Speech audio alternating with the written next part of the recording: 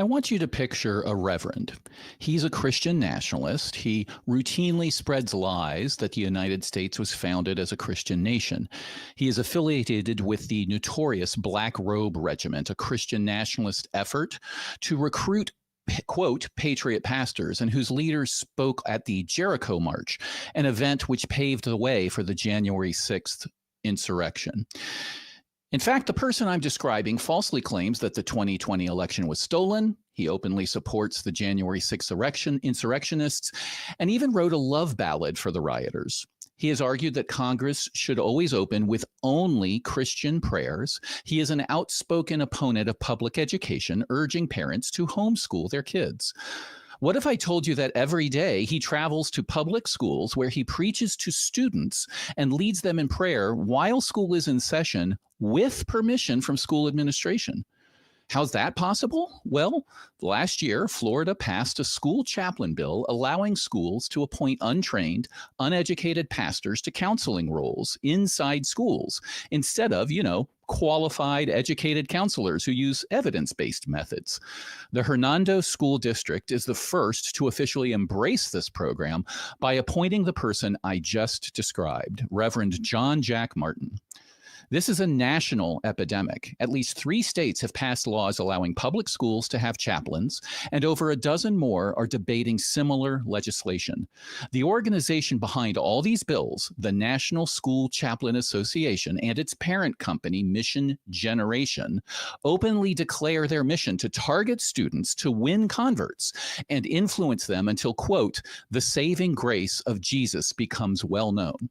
Because of them, Florida is now a state where teachers can't tell any student that gay people exist, but where school chaplains can tell students that 2,000-year-old myths are facts, that the election was stolen, and that only people who believe in Jesus go to heaven. What do you think? Should this person or anyone like him be allowed anywhere near school children in any capacity, much less an official one? Is this the proper practice of Christianity? Call us to chat about this or anything else, because the show starts now.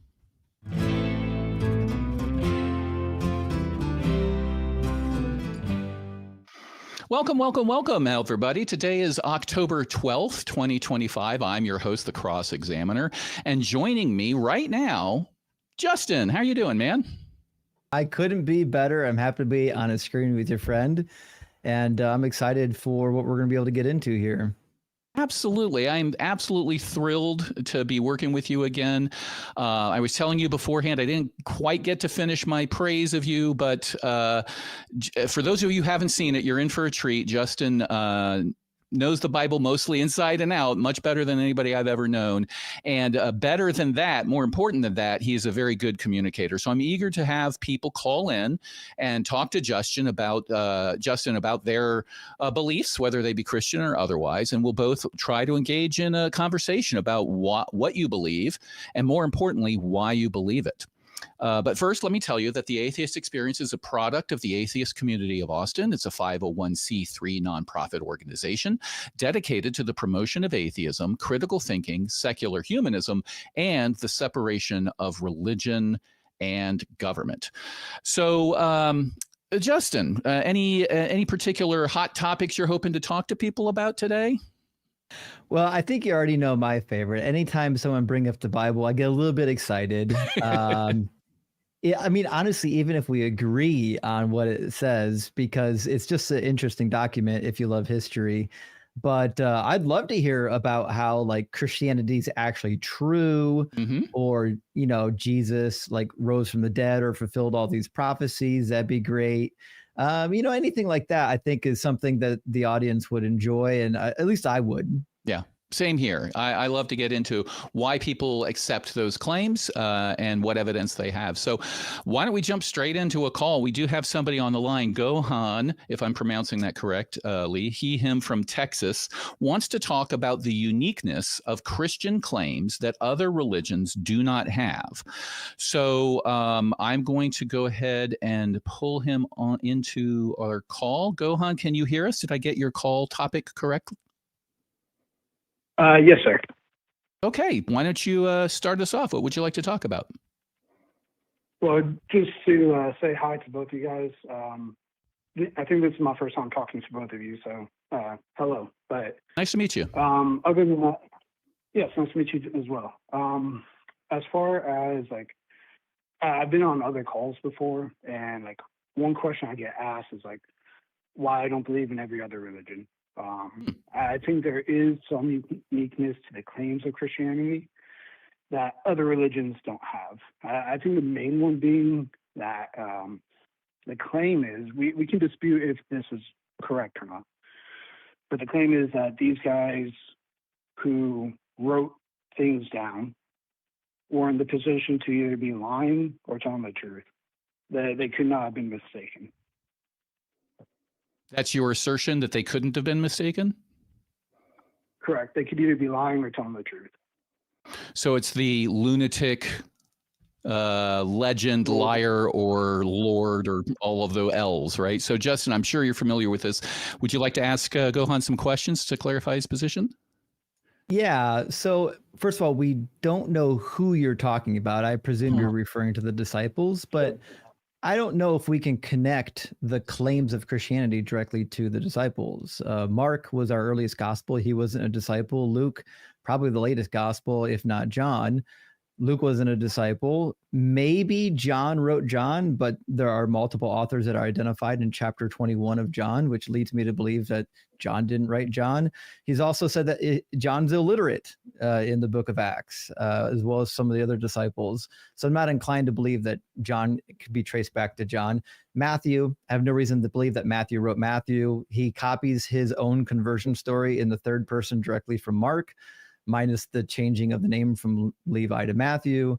I'm just not convinced at all that the claims of the supposed disciples are even from the supposed disciples. We'd have to connect those dots first. I think that's fair. And I used to be in your boat of, well, at first I used to believe like, yes, everybody wrote exactly how they said it. And then I used to be like, no, we have no idea who wrote this stuff. And now I'm currently believing, yeah, most likely it seems to be the guys that we think. But this is kind of regardless of that. This is the fact that the claims are made that these people couldn't have been wrong. So let's just say the claim is that Peter claims to have eaten with Jesus after the death. Do you agree that's a claim that people say Peter has made? It's certainly a claim that people say Peter might have made, but I have no reason to believe that Peter even made such a claim. I also don't think it matters because if we're just testing the idea that the biblical narrative is true, the problem is it's so riddled with other issues. I don't think it's a trustworthy narrative. It's got so many contradictions, historical errors, lies about the Hebrew Bible that I personally cannot believe that it is authored by the Holy Spirit. Well, I don't believe it was authored by the Holy Spirit. I believe it was authored by men. Specifically, most of them are authored by who we believe it was authored by. But and were they not moved by the Holy Spirit? Well, I mean, you could say everything was moved by the Holy Spirit. So, I mean, I'm still not going to say that means they're authored by the Holy Spirit. But this is kind of regardless of that. This is the fact that the claim is that Peter claims to have eaten with Jesus.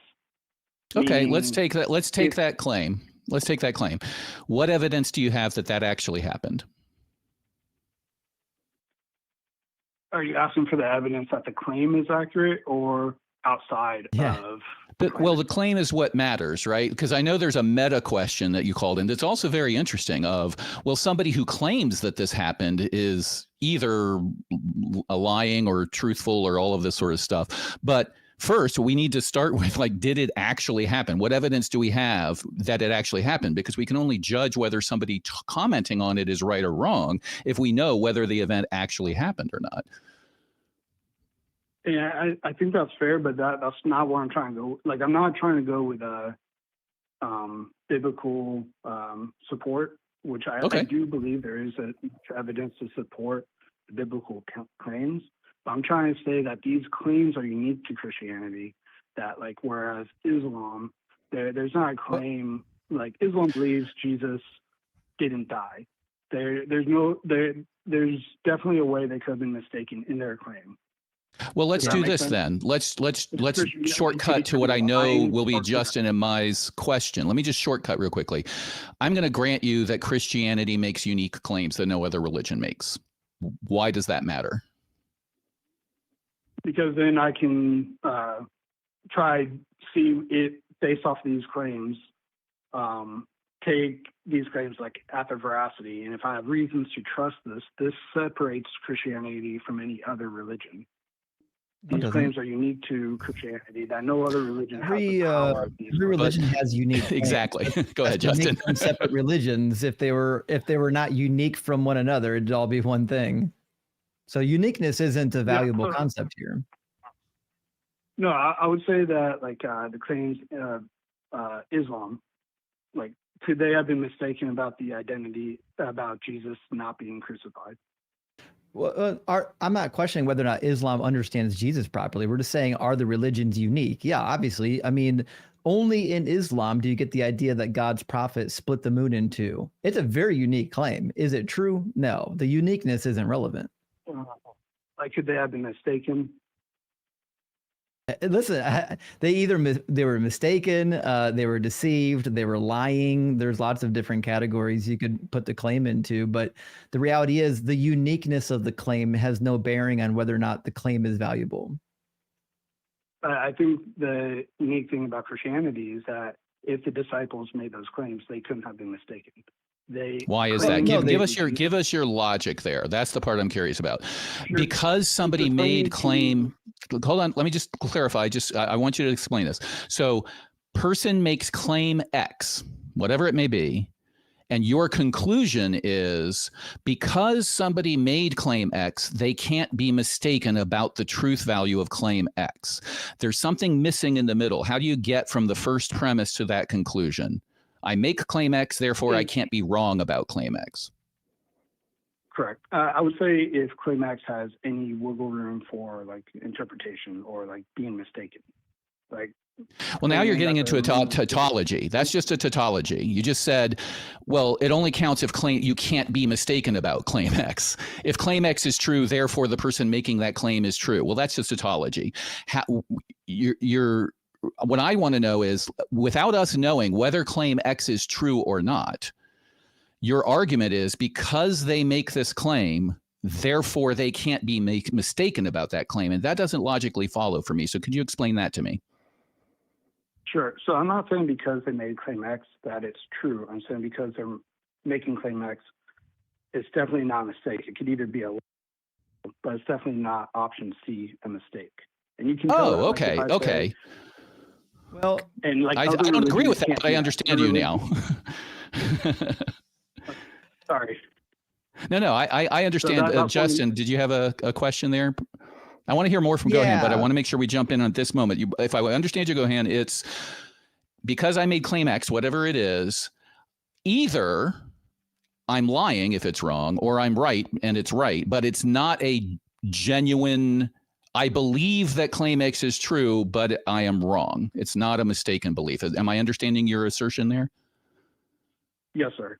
Okay. Justin, what are your thoughts on that?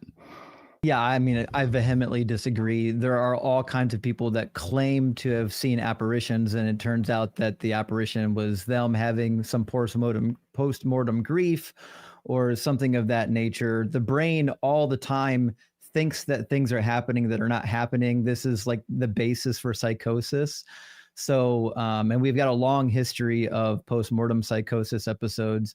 So I don't think we can just rule out that somebody within the group didn't have some kind of apparition. I'm going to agree with that. I'd like to hear Gohan's response, but I want to give another personal example. When I was 39, I was diagnosed with stage 4 cancer. I had to have a 15-hour surgery. And when I woke up from that, I'm in the ICU for many days. And the nurse in the ICU was trying to steal my stuff. And I was trying to tell my family that the nurse was trying to steal my stuff.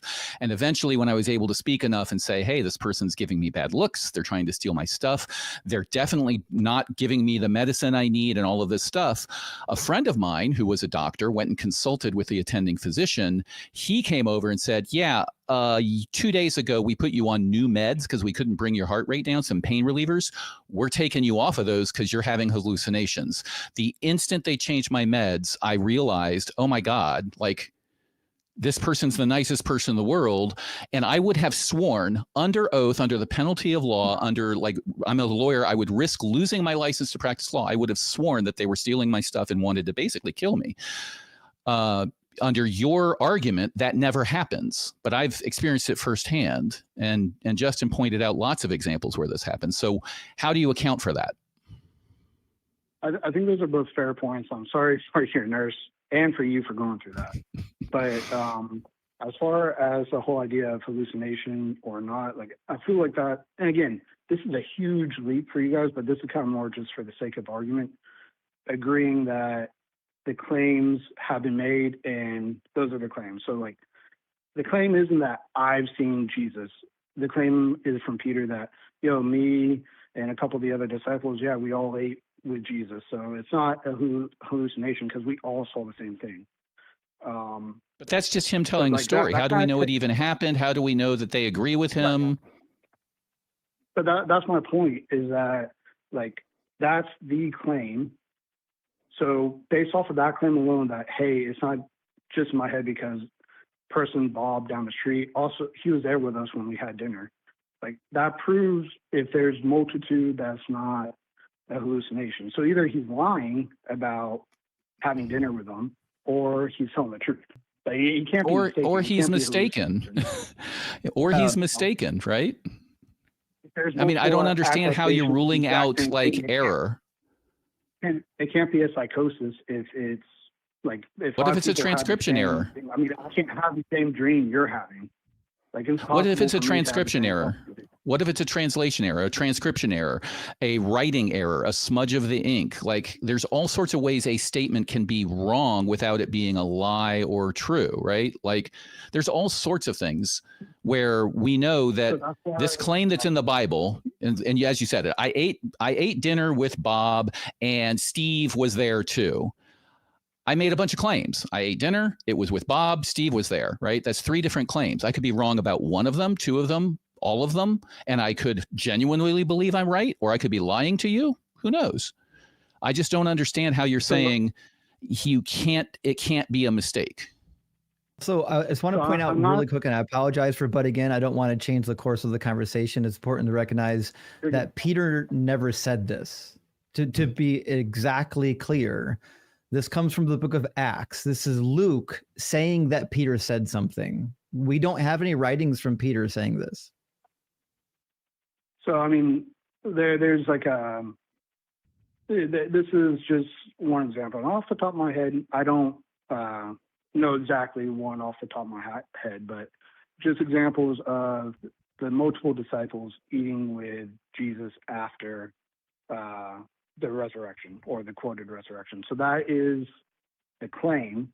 And yes, they could have maybe like transcribed it wrong, but claim by who, though? But who made the claim? Who made the claim is what Justin's asking.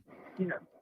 Yes, I think that's a fair question. Is like who wrote the books, and it's like I think that's technically a separate topic. It can't be. I'm sorry. I want to make a point here about this. So what we're getting to is evaluating the truthfulness or the whether or not I should accept a claim as true, right? And we do this every day. I see that the light is green, therefore I can cross the street. I need to evaluate my understanding that the light is green, right? And I've got a mechanism for doing that. I'm out on the savannah. My tour guide tells me there are no tigers out in the tall grass. I need to evaluate that claim. Some claims are more important than others, right? Mundane claims where the consequence of me accepting the claim is so low, I might accept it, if not just even tentatively, right? If you tell me you had a tuna fish sandwich for lunch, I might accept it, even though I don't know. There's no reason for me to accept it. I don't know you. I do know that there's things called tuna fish and that you make sandwiches out of, and people eat things like lunch. But if you later tell me that, Elvis gave you the sandwich. Now, all of a sudden, I'm not going to believe you, right?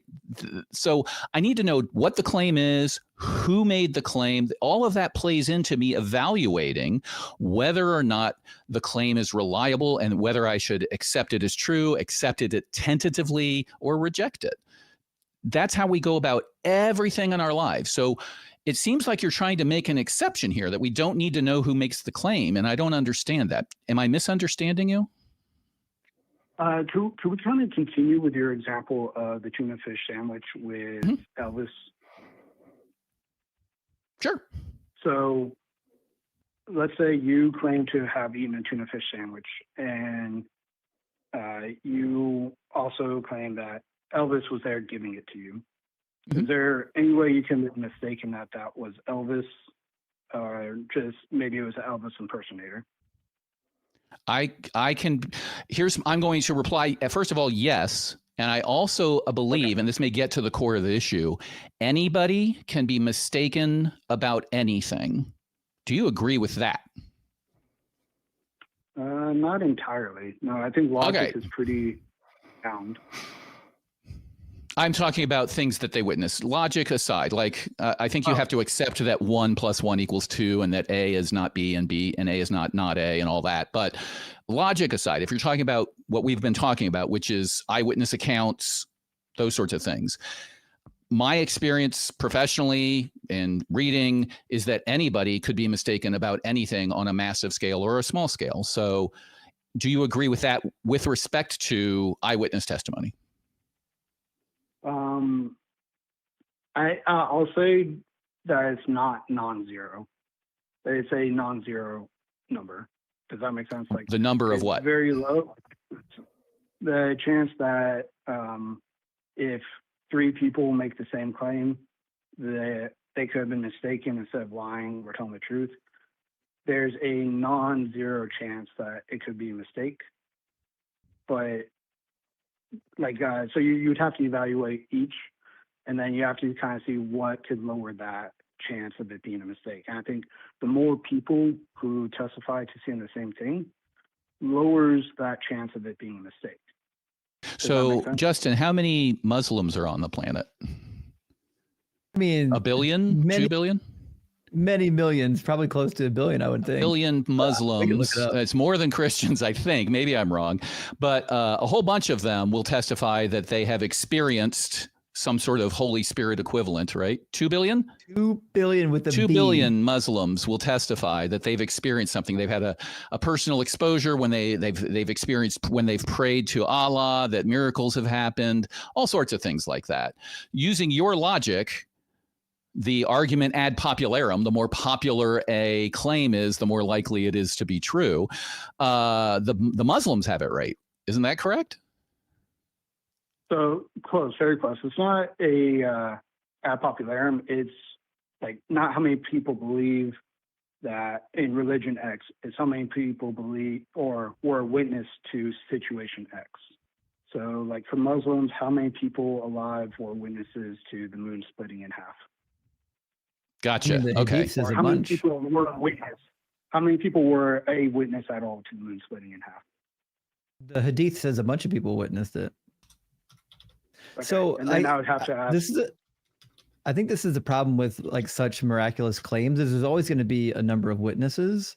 So, for example, there was a guy that Herodotus wrote about way back when, and the other Roman and Greek historians wrote about him. His name was Aristeus, and he supposedly died in a fuller's shop, or it's where they make soap. And then he made post-death appearances to a multitude of people. So many people claimed to witness and interact with the resurrected Aristeus that they set up a statue of him next to the statue of Apollos. And it's written in almost all of the Greek and Roman histories. Pliny the Elder talks about it. Apollonius, Diodorus of Sicily, Plutarch, just about all the classics. Herodotus writes about it. He's got a lengthy write-up about it. And he says that it was a commonplace. Many multitude of people claim to have communed with the resurrected Aristeus. But the reality is, like, you wouldn't accept that as being true. So, like, we're treating your claim the same way you would treat any other claim of a miracle. Close. There's 2 minor differences. And thank you for this example. But one, like people having a claim of eating with him, was it all separate or was it all at once? If it was separate, hey, there's a chance for hallucination. If it's all at No, once, he appeared there's no to way groups of people. my mind is going to your mind. Like I can't hallucinate the same thoughts you're hallucinating. He appeared to entire groups of people. Okay, so if there are like groups appearances is what I'm looking for, then for the people who have they're common. Yeah. So and you know the most common way that it happens, right? You want me to tell you why these things happen in the ancient world? Go for it. Imposters. We've got lots of evidence from the ancient world that imposters would pretend to be dead people, and all you had to do is look a little bit like the person that you're pretending to imposter. The most famous of them, certainly not the only one, like Zalmoxis could be included, but Nero. There's the legend that Nero resurrected from the dead, and so many people believe this legend that people thought it was true because people that looked like Nero or claimed to look like Nero would appear to people that were favorable to Nero, and they were inclined to believe it. So much so that one of the last and most successful ones in the 80s appeared to the Parthians and even convinced them to make preparations to go to war. And we don't get to hear the rest of the story after that. We're not sure how many of them actually went or if there was just a little bit of a minor uprising. But the reality is the guy looked like Nero. He sounded like Nero. He had the same skill set as Nero. And that's all it took to convince a military to make preparations for war. I think that's a fair example. I've actually talked about this example before. And I still want to thank you again for talking about Herodotus and those other examples, which I did not know about before, but I did know about Nero, so thank you for talking about the other ones as well. But like as for Nero, people who got convinced of him, I would still ask, is there any way they could have been mistaken? Is it an imposter? Now the disciples traveled with this guy for 3 years. Is there any way that... Yes, I'm going to cut you off. Yes, there's a way. There's absolutely a way that they could have been mistaken, right? I'm going to agree with you on a point. I want to make your point for you, but then I also want to show you why I think that you're missing a hole. But I agree with you that let's take my practice in the area of law. If I'm trying to prove a point and I call 100 witnesses to attest to a thing, the jury is more likely to believe that that thing was true than if I called one witness, right? That's just human nature. The more people who get in front of the jury and claim a thing, the more likely it is that the jury will believe it. However, if I put a scientist on the stand that says X is true, and then I bring in 100 drug addicts that are obviously not right in the mind, and they say that X is not true, the jury's not going to believe them, right? So the point I'm making here is it's not just the numbers game, which is what you seem to be arguing. Like the more people that did this thing or saw this thing or claim this thing is true, the more you should believe in it. I agree that's human nature, but we also through experience figure out that there's a quality element to testimony. And I think we're missing that. And that's what we started with way long ago when we asked, who made these claims? How are they documented? How were they transmitted from when people saw them to paper? And then how were they translated? And all of these things. So the quality of this testimony is unavailable to us. We don't know how quality it is. So I think you're reaching beyond what is reasonable into a space where you have unqualified, there's no chain of custody. There's no person here to testify how this document got created and how this story came to us. And then saying, because this story depicts a bunch of people agreeing, therefore they couldn't be mistaken. And I think that's a bridge too far. Does that make sense? It does. I still have some follow-up questions. I'm not too sure how long we have, but we have other callers, but this is a great conversation. I'll tell you, you've been a really honest and straightforward person to talk to, and I love it. So please do ask us your next question. You guys are great. But as far as I asked if there was a way that the disciples could have been eating with an imposter of Jesus. And you said, yes, there is, you'll show me. I would like you to try to show me how the person eating with him who claimed to be Jesus and have wounds in his side and wrists and ankles, and how that could have been an imposter. Have you heard of just so stories? Kind of. But Okay. Go for it. Sorry. So just so stories are stories. This is who did them? Rudyard Kipling, I think, did the just so stories originally. They're stories that explain a thing after the fact. And they started out with animals. Like it's a kid's story that says, well, this giraffe got caught, his head caught in a crocodile, and he pulled and he pulled and he pulled, and that's why giraffes have long necks. And when we get into these sort of stories where we say, well, there's 3 people and they're eating with a guy, they've known him for 3 years. Are you telling me that there's no way they could have been, they could have been mistaken? And it smells like a just so story where it's constructed to say, this is the only way it could have happened, right? It's just sort of an after the fact story to explain this. And my answer is Penn and Teller. If you go to a Penn and Teller show, right? If you watch documentaries or read books by Penn and Teller, these are very famous, perhaps the most famous magicians in the world. They are experts at deception. If you combine what you learn from reading what magicians do for a living, which is to convince people they are seeing something they have not, which includes, by the way, imposters. It's a very common practice in magic tricks to have the girl in the box disappear on stage and appear at the back of the audience and walk forward. And there's lots of ways you do it, one of which is twins, one of which is people who look very similar to each other, and the audience believes it. Now, granted, this is in the moment. It's not people who have eaten with him for every 3 years or whatever it may be.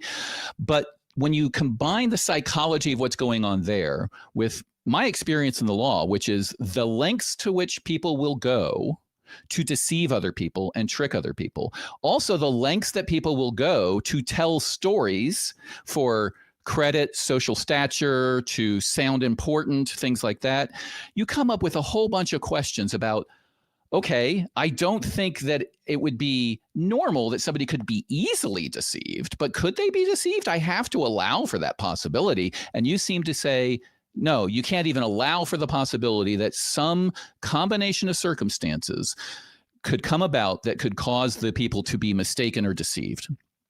Is that where you are? Again, you're very close to a couple of my stances, but so I would say that I still have not heard. You told me that you could tell me how they could be convinced of an imposter. What you've told me, like, I'm not saying it's a 0% chance. I'm saying it's a non-0% chance. It's just really low for me to believe that the men who traveled with this guy for 3 years, who ate with him, talked with him, could be deceived by someone else coming in saying, I'm actually the same guy who just died. And actually, yeah, go ahead, put your hand in my side or in my fingers because I have holes here. So, yeah, it's possible that maybe somebody had the same holes and looked exactly like Jesus and could convince somebody that's walked with him for 3 years that they're actually Jesus. I'm just not convinced by that claim. But Gohan, you're assuming the stories are all true. That's a false assumption. Like you're Right. assuming that somebody stuck their hands in the holes of Jesus. I have no reason to believe that these stories are all true. The only question on the table right now is whether or not, if you knew somebody for some time period, if you could be convinced that they were actually risen from the dead via an imposter. And the clear answer from history is yes, it happened all the time. It happens. It happens today a lot in Africa. There are many, many people, pastors in Africa, who have been resurrected. It happened in the 80s a lot in India. There's an interesting curve with the advent of cell phones and portable cameras where these miracles have decreased suddenly over time. But it still happens today that we get claims in the news that this pastor died, was away for 3 days, and now there's 20 people around him saying, that's the guy, he died, I saw him die, we buried him, and now he's alive. So I understand, Mr. Justin, that is a big leap to say, like, hey, everything written down is true. But I do think technically that's a separate topic, which is why I'm saying, like, no other religion has these claims. Like, if I took the claims of Islam. No other religion claims that somebody was resurrected? Is that what you're saying? That somebody was resurrected and inspected by people? They don't claim to have group appearances of they certainly do. That they've known for a simply not true. This is a false statement. Can you tell me one? This is simply a false statement. I'm tempted not to. I'm tempted to say, you know, let's say you're true. Let's say it's true. Like, let's say it's true that no other religion claims that. Let's say we give you all the toys to play with. I think Justin is probably right. Like, in my mind, I can think of Greek mythology and lots of things where this has happened and it's a pattern. But let's say it's true. So what? No other book claims that the Ring of Mordor was forged to fool all the races of Middle Earth. That doesn't mean that it's true. No other book claims that. Awesome reference. Yeah, I love the reference, by the way. But, and I don't mean to demean anybody's religious beliefs by that, but I mean, it's the first thing that came into mind. Just because there's a unique claim doesn't give it any weight. In fact, one may argue, at least in the science realm, if you come up with a unique claim, you're going to be subject to further scrutiny, not less scrutiny. So I don't think this is by itself anywhere close to supporting the way of Christianity, but I do think it's evidence in favor of Christianity. And it's, again, it does not support the weight of it, but you can put it to the Christian scale for, hey, yeah, Christianity is true. You can put it on the Christian side instead of Christianity is not true. I don't think so. Your strongest point doesn't even work with the Bible. Your strongest point is that if you eat and drink and spend 3 years with somebody, then you couldn't be fooled by an impersonator. But the same people that followed him for 3 years didn't recognize him after he resurrected. In fact, Mary Magdalene was there at the tomb, and she thought it was the gardener. Right? People after he resurrected didn't recognize him. He said himself before he died that imposters would come in Mark 13 and in the other Olivet discourses. He says, beware that no one leads you astray. Many will come in my name and say, I am he, and he will lead many astray. To me, I feel like this obviously is only in the text because it was written long after he was dead, probably 70, 72, 73. And imposters of Jesus had already been doing exactly what Jesus said he would do. And it just seems clear that one of them was successful. Yeah. And so Gohan, I do think at this point, I think we're at a good stopping point. I really do appreciate the call. I do think I would suggest going and reading up on similar events in other religions to sort of see if we're right or wrong on that, and calling back at a later time to further discuss this. It's an interesting topic, but I really do appreciate the call. We do have other callers to get to, though. I understand. I want to thank you guys both for being patient with me, and I plan on calling back, and I want to try Mr. Justin's show as well. Maybe two. Absolutely. He's brilliant. All right. Thank you so much, Gohan. Thank you. All right. Bye-bye. We have other calls to get to, but I do have a few quick announcements to read if you'll give me a moment here. We are an online show, and as you know, you can help us out by pressing the like on the video, subscribing to the channel, enabling notifications, and comment below on things like who your favorite caller was, or if did we get anything wrong? Did the caller get anything wrong? All of these things do help spread the word. The goal of this organization, the ACA, is to get the word out so we can talk to people and try to, maintain separation of church and state and all the other things that we're trying to do. Another way to support us is by sending super chats. You can get them in, and we will read as many as we can on the air. You can also join weekly watch parties at the Free Thought Library on Sunday for live viewings of Talk Heathen and the Atheist Experience every Sunday. Doors open at noon, and it's a great place for building community. And finally, Every week we save the best for last. We want to send a big thank you out to the crew who put this show together every week. We've got video operators, audio operators, there they are, note takers, call screeners, chat moderators, everybody that keeps this show going as a volunteers. We really, really appreciate it. The show would not happen without them. So thank you guys. We really appreciate it. Okay. Let's see, where should we go? We've got a couple of calls here. I think we're going to go with this one real quick. We're going to go to Pan, has been waiting a while, from Florida. The statement here is going to be tricky. We're going to talk to them for a second. I want to make sure we understand their point. Satanism, atheist, hellbound. November 27th, 2026 will be Endgame, Purgatory. So, Pan, do I have your name right? And could you please explain me what you want to talk about? Yes. Pan, Greco-Roman god of taking as human hosts, weak-minded, and guiles de res. Okay.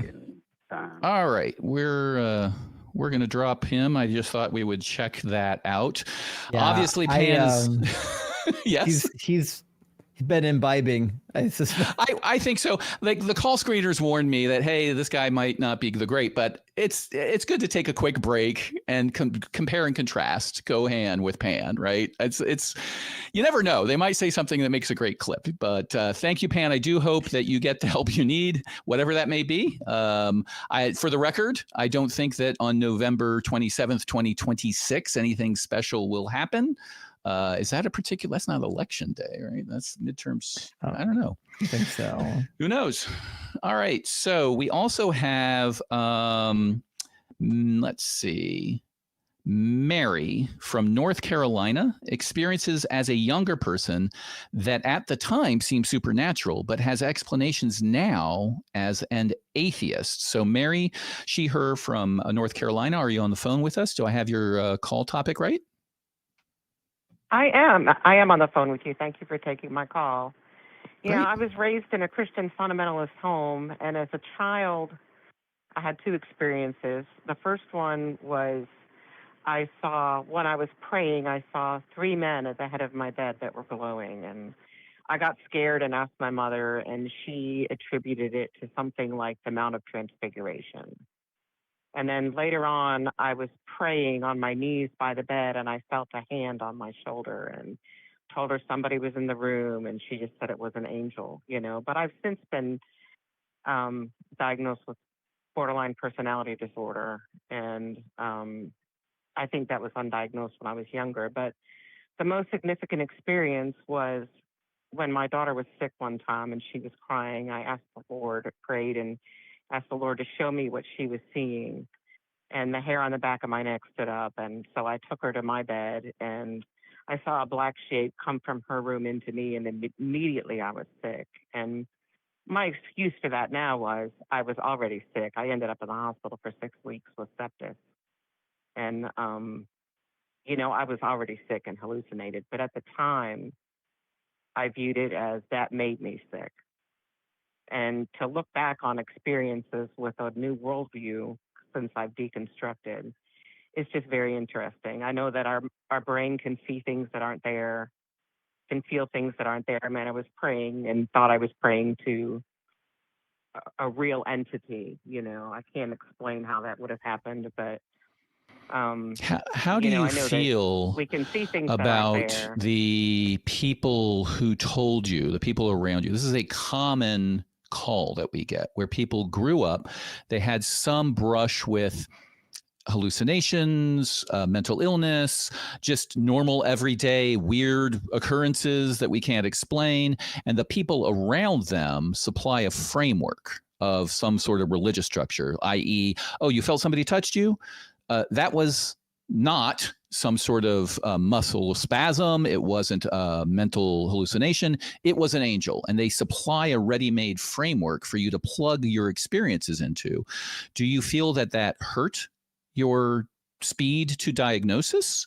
Do you feel it helped? Did it give you comfort? Do you resent it now? How does that make you feel? I went through a period of resentment, and I lived in a family that didn't believe in psychiatry. I disclosed something to my 10th grade teacher when I was younger, and she sent me to the school therapist. And the school therapist took me as far as he could and said that I needed to get therapy to deal with what had happened. And I told my parents, and of course, we wouldn't go see a psychiatrist, so they took me for deliverance instead. And there is a lot of resentment for that. But, they've both since passed. And before they did, I was able to make peace with them. And because I was raised in a cult. And, they left it in their later years. Justin, I know, has some experience researching and investigating cult behavior as well. I'm sure, Justin, you've come across this. Yeah, I mean, the fun thing about cults is that they're all kind of the same, just different flavors of the same thing. So your experience is certainly not unique.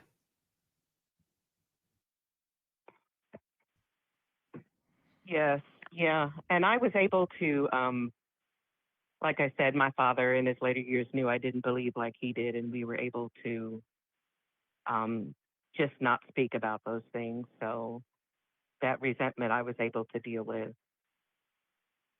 I'm very glad for you, because all too often you hear stories where that resentment doesn't go away, the parents pass, and then it's going to be unresolved forever. So at least you did have that moment. So I want to thank you for your call. I want to let you know you're not alone. I'm sure, Justin, you've heard lots of similar stories. I know I have. I'm very happy for you that you it has nothing to do with your religious beliefs. I'm very happy that you were able to find peace with your parents, and that you have a diagnosis that you can work with, and you have a framework now that lets you be open-minded about exploring causes and not locked into just one explanation that has, in my opinion, a decent chance of being wrong, at least when it comes to mental health.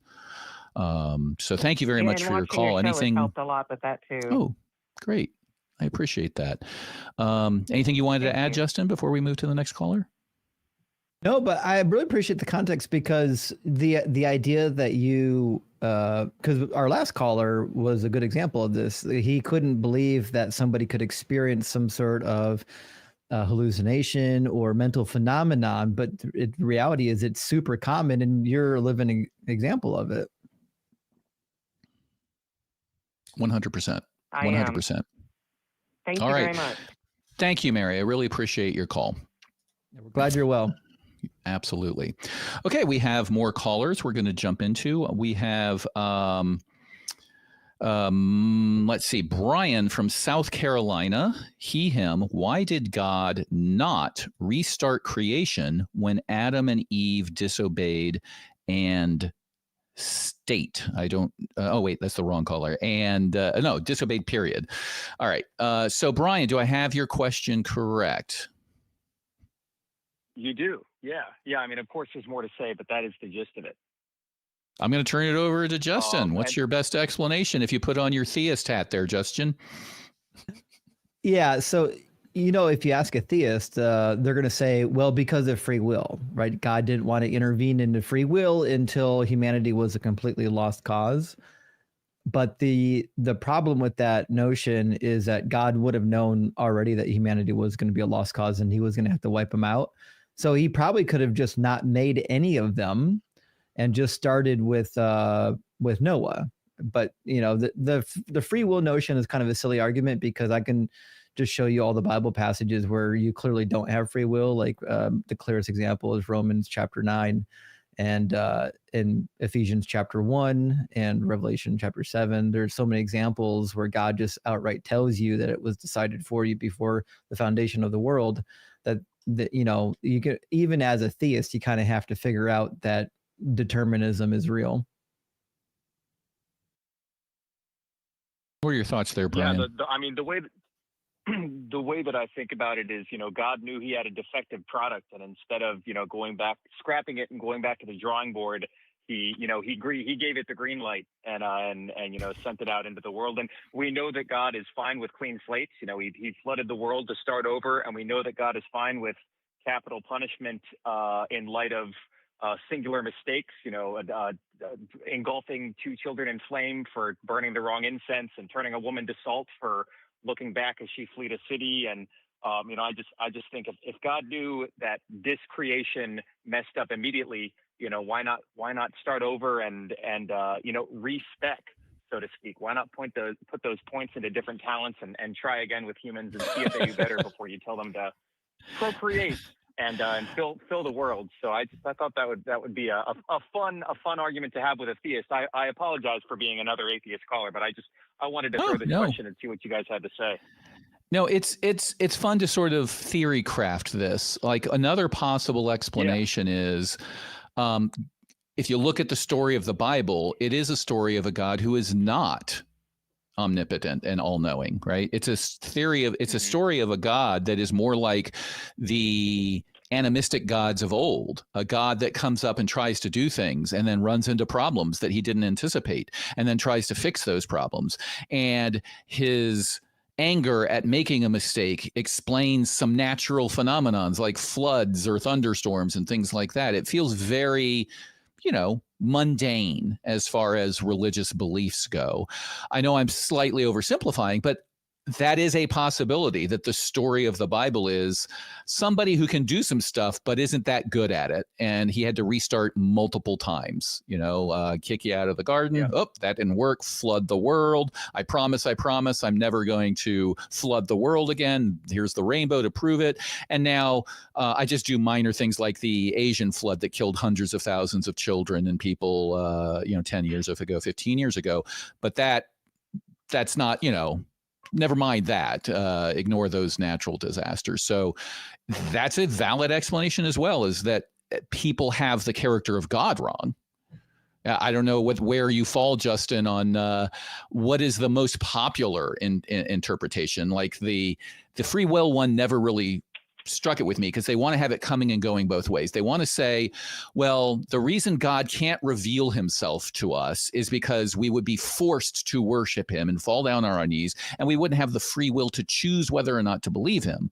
But then you say, well, wait a second, wasn't Satan and all of his cohorts in the presence of God and in heaven, and didn't they have the free will to rebel? And they want to say, ignore that. And then we come to these stories that you're talking about, where it's like, no, God wants everybody to have free will, and that's why he killed them all. It's like, I don't get it. What are your thoughts, Justin? Yeah, I mean, it's kind of a hopeless mess. And I think the way honest theologians fix this is they go and they get rid of the platitudes like God is all knowing, he even knows your thoughts. They get rid of some of these notions, and they minimize some of the omni properties of God. And so they change it to maximal, right? He's not omnipotent, he's maximally powerful, but that they use that word to say he's as powerful as a God could be within the constraints of the story and logic. So when you ask, can God make a burrito so hot that even he couldn't eat it? They can say no, because that's beyond maximally powerful God. Yeah, so the only way to really fix it is you have to limit God. And open theism does a pretty good job of this. There's kind of the idea that God doesn't actually know everything that's going to happen. He's working in unison with mankind to reach his goal. Which is why we can explain some of the failures where God wants a particular outcome, he doesn't get the particular outcome, and then he goes back to the drawing board. All this makes sense in open theism. But the minute you go to like a real Greek philosophy type of God that's super transcendental and knows all things, is pervading all things, and is all powerful, that God concept is entirely untenable. And that God doesn't really show up in the Old Testament. In the Hebrew Bible, you've got a God that really isn't as omni as we like to think God is.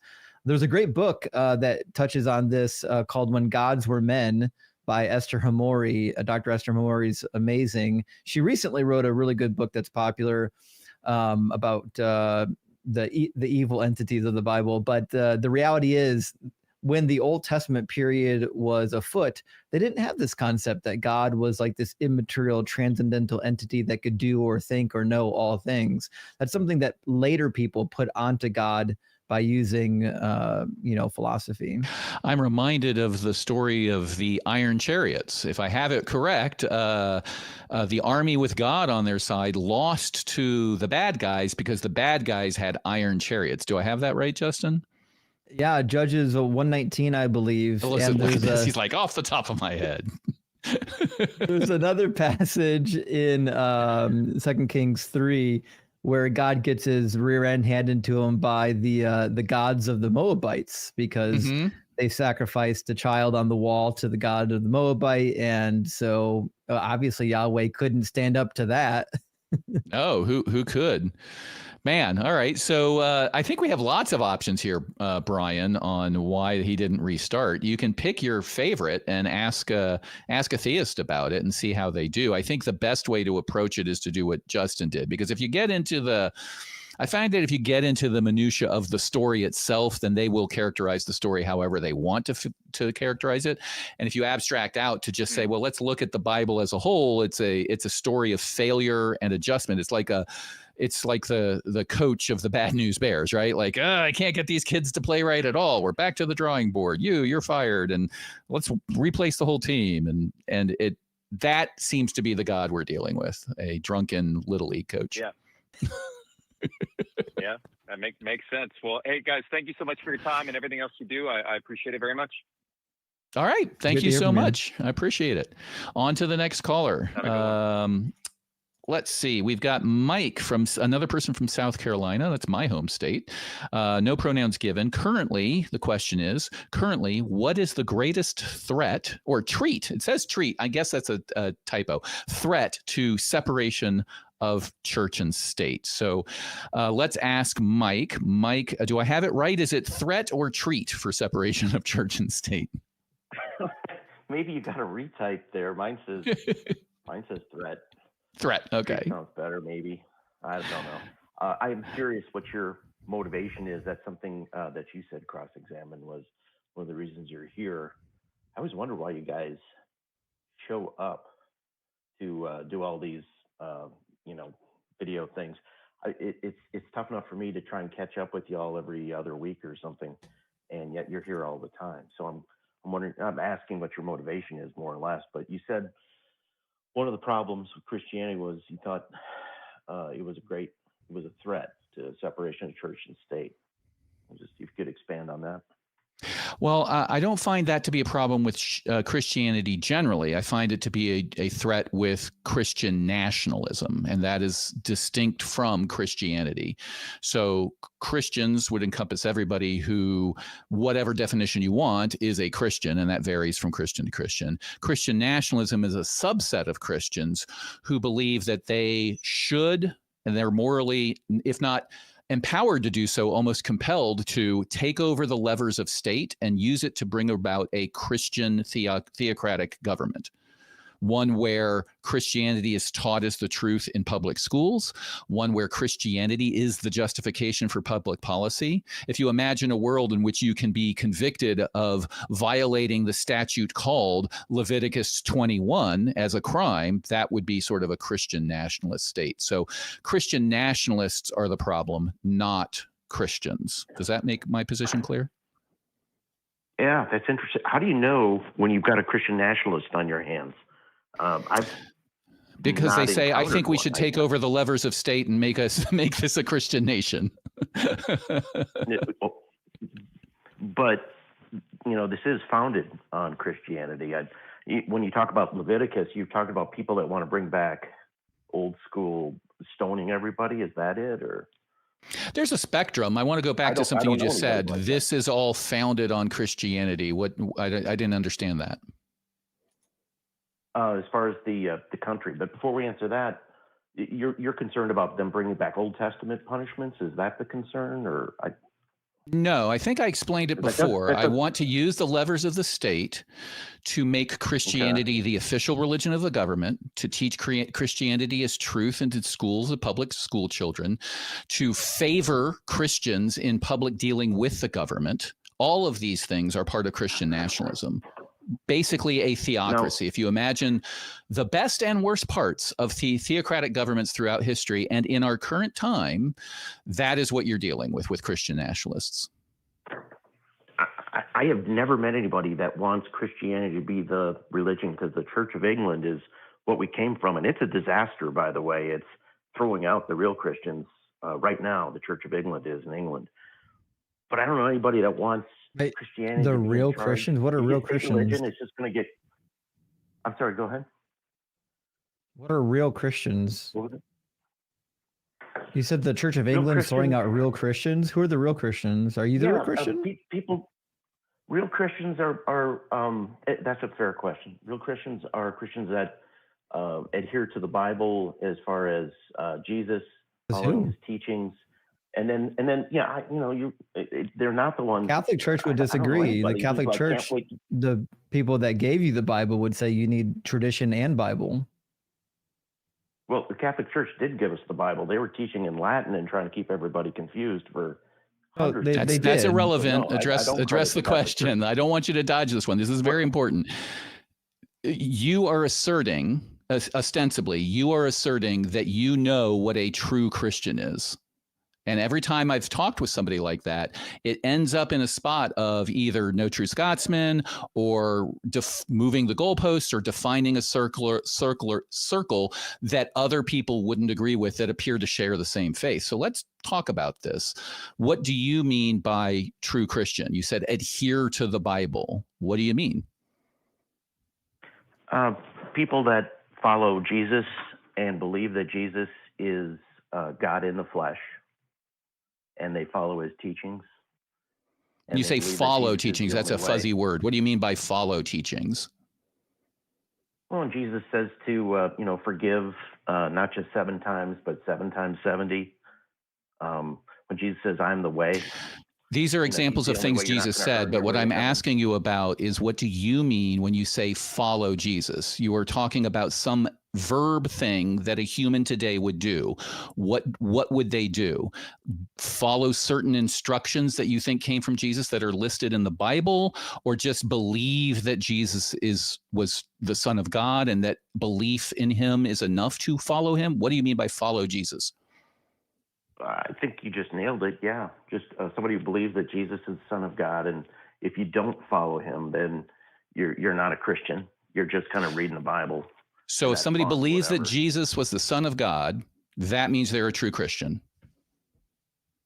That's part of it, yes. But not the whole? Satan believes that Jesus is the Son of God. So there's a big audience that believes he's the Son of God. But believing it and following it, there's that. Okay, so we're back at following. So now the definition you gave for following is distinct from following. So I'm trying to nail down what you mean, because this is very important. So one element appears, but not every element, appears to be believing that Jesus is the Son of God. What else is on the checklist of what I have to do to be a true Christian? Man, I know you're a lawyer and this is your thing, but I think it's pretty straightforward. I mean, we can fill in the gaps. I don't want to get into how there's 40,000 different Christian denominations. I think that's it, is asking Jesus to forgive you of your sins and then following Jesus with the rest of your life. Repent and then go sin no more if you can, but everybody does. That's what a Christian is. To be clear, I'm not doing lawyerly things. I'm just doing logical things. I'm just trying to understand. You made a claim. You had this throwaway line of real Christians or true Christians, and that's a big, heavy statement. So you don't get to throw that out without us asking questions. So I'm sure, Justin, you run into this all the time. The checklists I've heard are: accept that Jesus is the Son of God, checklist item 1. Maybe people will add on that believe in the afterlife or repent of your sins. That might be another thing on the checklist. But my understanding is this checklist is a 2,000-year-old debate and nobody agrees. Is my understanding correct, Justin? Yeah, that is. Is that an understatement? That is the case. Even the early church had to fight it out. Gotcha. So what are the categories that you would use, Justin? Like where would you want to go with this definitional thing? Because I think we have to define this first before we can then go back to Christian nationalism, because I don't want to get into a state of saying, well, it's not Christian nationalism because the people who are doing it are not true Christians. We need to define true Christians first. And then maybe I'll say, okay, it's not Christian nationalism. It's fake Christian nationalism, but it's still a problem. Right. I would just refer to this as semantic fog. It doesn't actually do anything for any argument. All it does is try to muddy the waters to prevent you from getting to some sort of logical conclusion.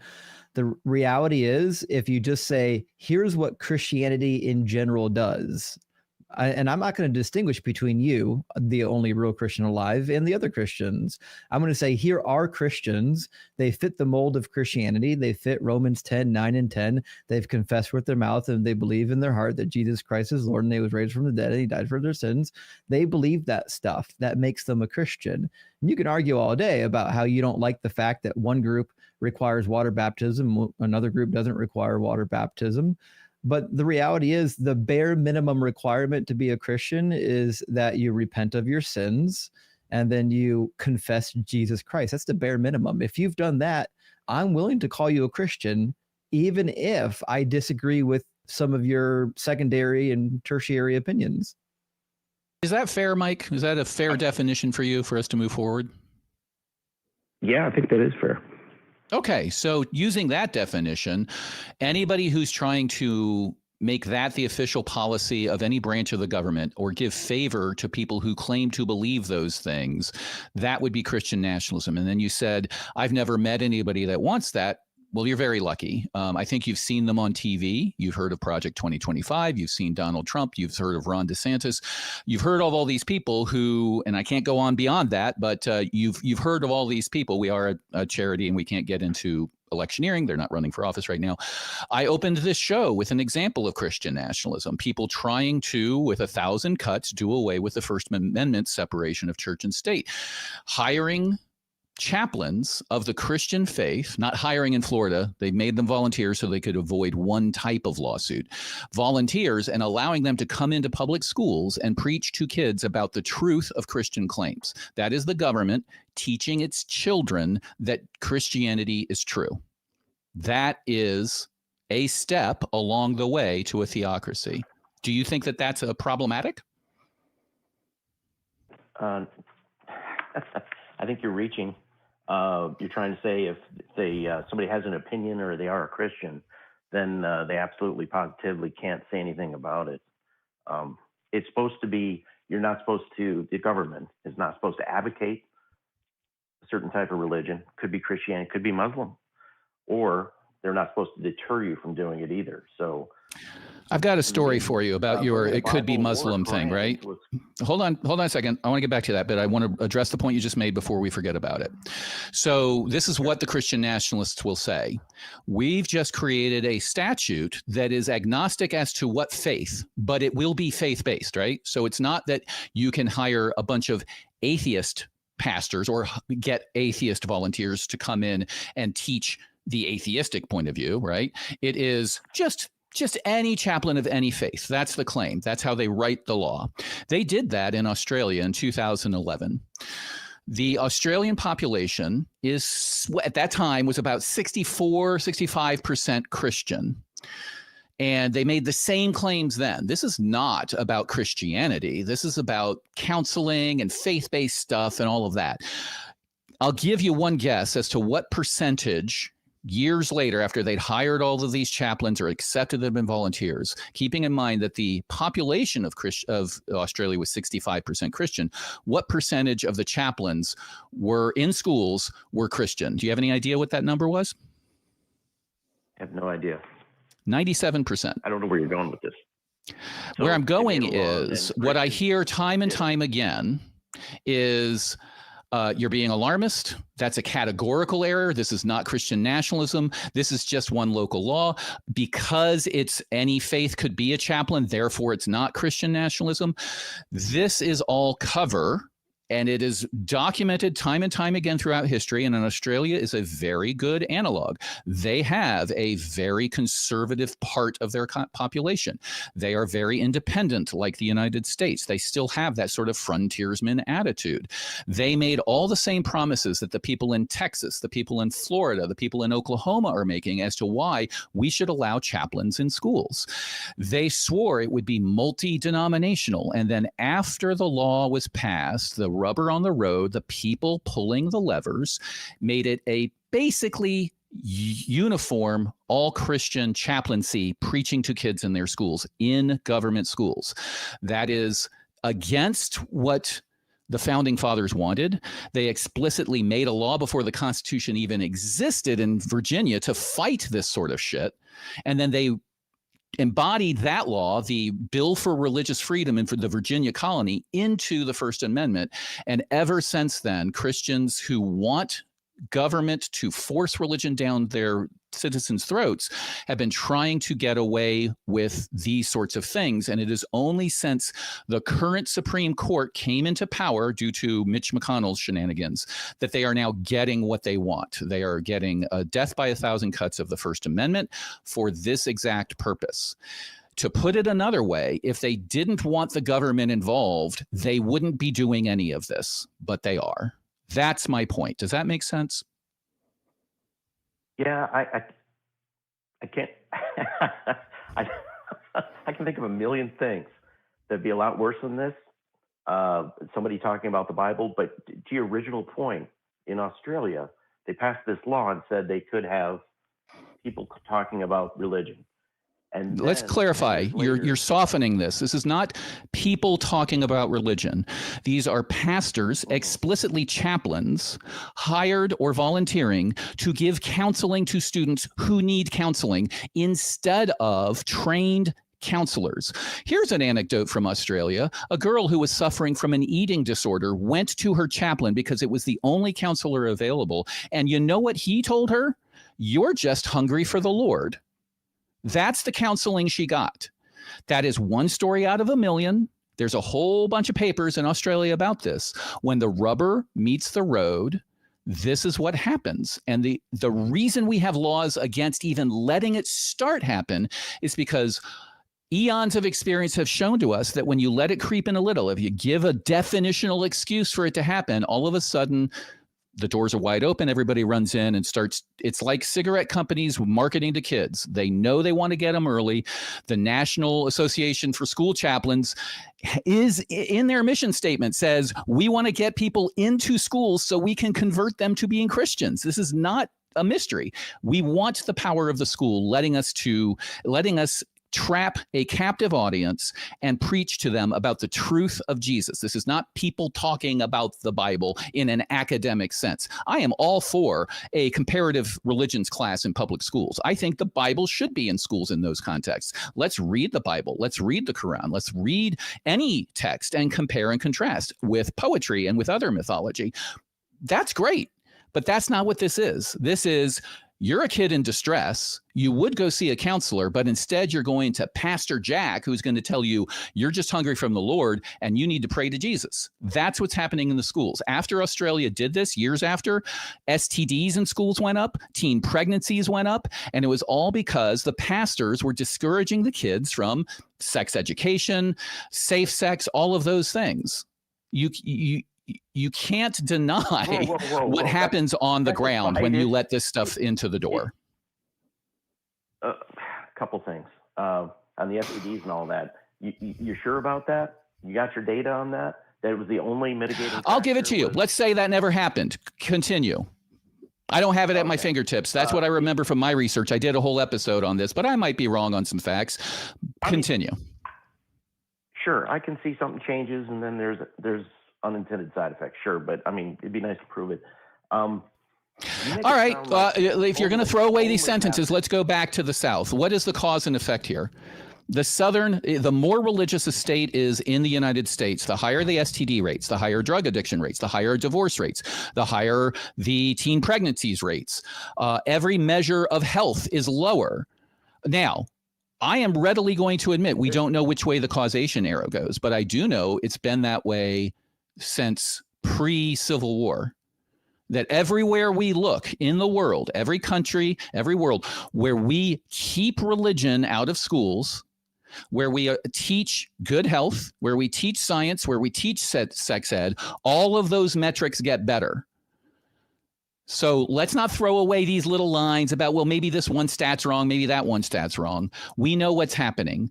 The conservative Christian movement for decades has openly said we want to put Jesus back in schools. We want the power of the government, which in the 60s we were forced to retreat from because we used to read Christian pairs in schools and tell people that they need to be Christian in schools. And the Supreme Court told us we couldn't do that. They have been working for decades to change that, and they have now done so, and they are putting chaplains in school who are going to do exactly what happened in Australia. And if you don't accept that, then you're either naive or you're in on it. Okay. Now, wait a minute. Is it only Christian pastors are allowed in Australia, and only Christian ones are allowed? No, as I said, the bill is States? written to get past the critics. It's written to say anybody can apply. But what happens when the rubber hits the road? 97% of the pastors, of the counselors in Australia ended up being Christian when the population was 65% Christian. That's not by accident. It's not because the Muslims didn't apply. It's the bureaucracy takes care of a lot of the, well, you know, they just didn't qualify, or they just weren't interested, right? Bureaucracy, and maybe you're right. Maybe you're right, but you're saying, wait a minute, they're screening out non-Christians. That's a different claim. Is that what you're saying? I'm saying there's two facts. One, they made the argument that this is okay because the legislation was non-denominational. And fact two is, in the end, what they said would happen, which we would have multi-faith representation across the schools, did not happen. We only had Christian representation. You can be the judge as to why that happens, but I think if you're going to ask anybody to believe that that was just, oopsie, a statistical anomaly that we see elsewhere around the world, I think people are not going to buy that. What's stopping the atheists from going there and speaking to the kids and counseling? They're not. Well, then I'm not stopped. What you're saying. Well, I'm saying none of us should be going in and talking about religion to public school students. That has nothing to do with the government. When did atheists get chaplains? What's your take? We have been going back and forth. I'm sorry. What's your take, Justin? I'm loving the conversation. This is in your wheelhouse, and I love it. But I'm confused about why you would think atheists are going to go into schools and teach kids about atheism. Yeah, I would never presume to go into a public school and tell kids you shouldn't believe that a God exists. I would never in my wildest dreams think that that was appropriate, morally okay, on many levels, governmental wise or parent wise, right? But Christians are doing it to students with the power of the government. We leave the brainwashing to the religious cults. We don't do that. I don't. Well, I mean, you guys can go and say be skeptical. Wouldn't that be a nice counterbalance if you went in there? If you got time for this, don't you have time? You don't need that. No, the government shouldn't be involved in it. Sorry, go ahead, Justin. I need to comment. You don't need an atheist specifically to teach students to analyze things properly. Like a good foundation in science and a good foundation in logic, which should be part of the curriculum, will already take care of that. You don't need representatives from atheismo coming into the schools to do that. Atheismo, I like that. Apparently you do. If you're outnumbered 97% to 3, you guys better get in there. I mean, okay. Now I'm not taking you seriously, Mike. I'm not taking. I don't think we can take Mike seriously after that. Really? Yeah, I don't. Mike, why do you think our goal is to make everybody an atheist? I think your goal. Like you have so many assumptions about our worldview. You don't even know our worldview. I was asking you about it. I was like, what? Why do you care about Christian nationalists? And then because I don't want the government. I don't want the government giving tax breaks to only Christians. I don't want the government telling my child that they're going to go to hell if they don't accept Jesus. I don't know why this is so hard. That's not what you said before. You never talked about that. Is exactly what I said. I'm just giving you actual examples. Your actual examples were writing laws for Christians and having a theocracy. I don't want. What do you think taxes? What do you think tax breaks come from? Government. Those are laws. Come on now, Mike. Come on. Tax breaks for Christians is a legislative event, right?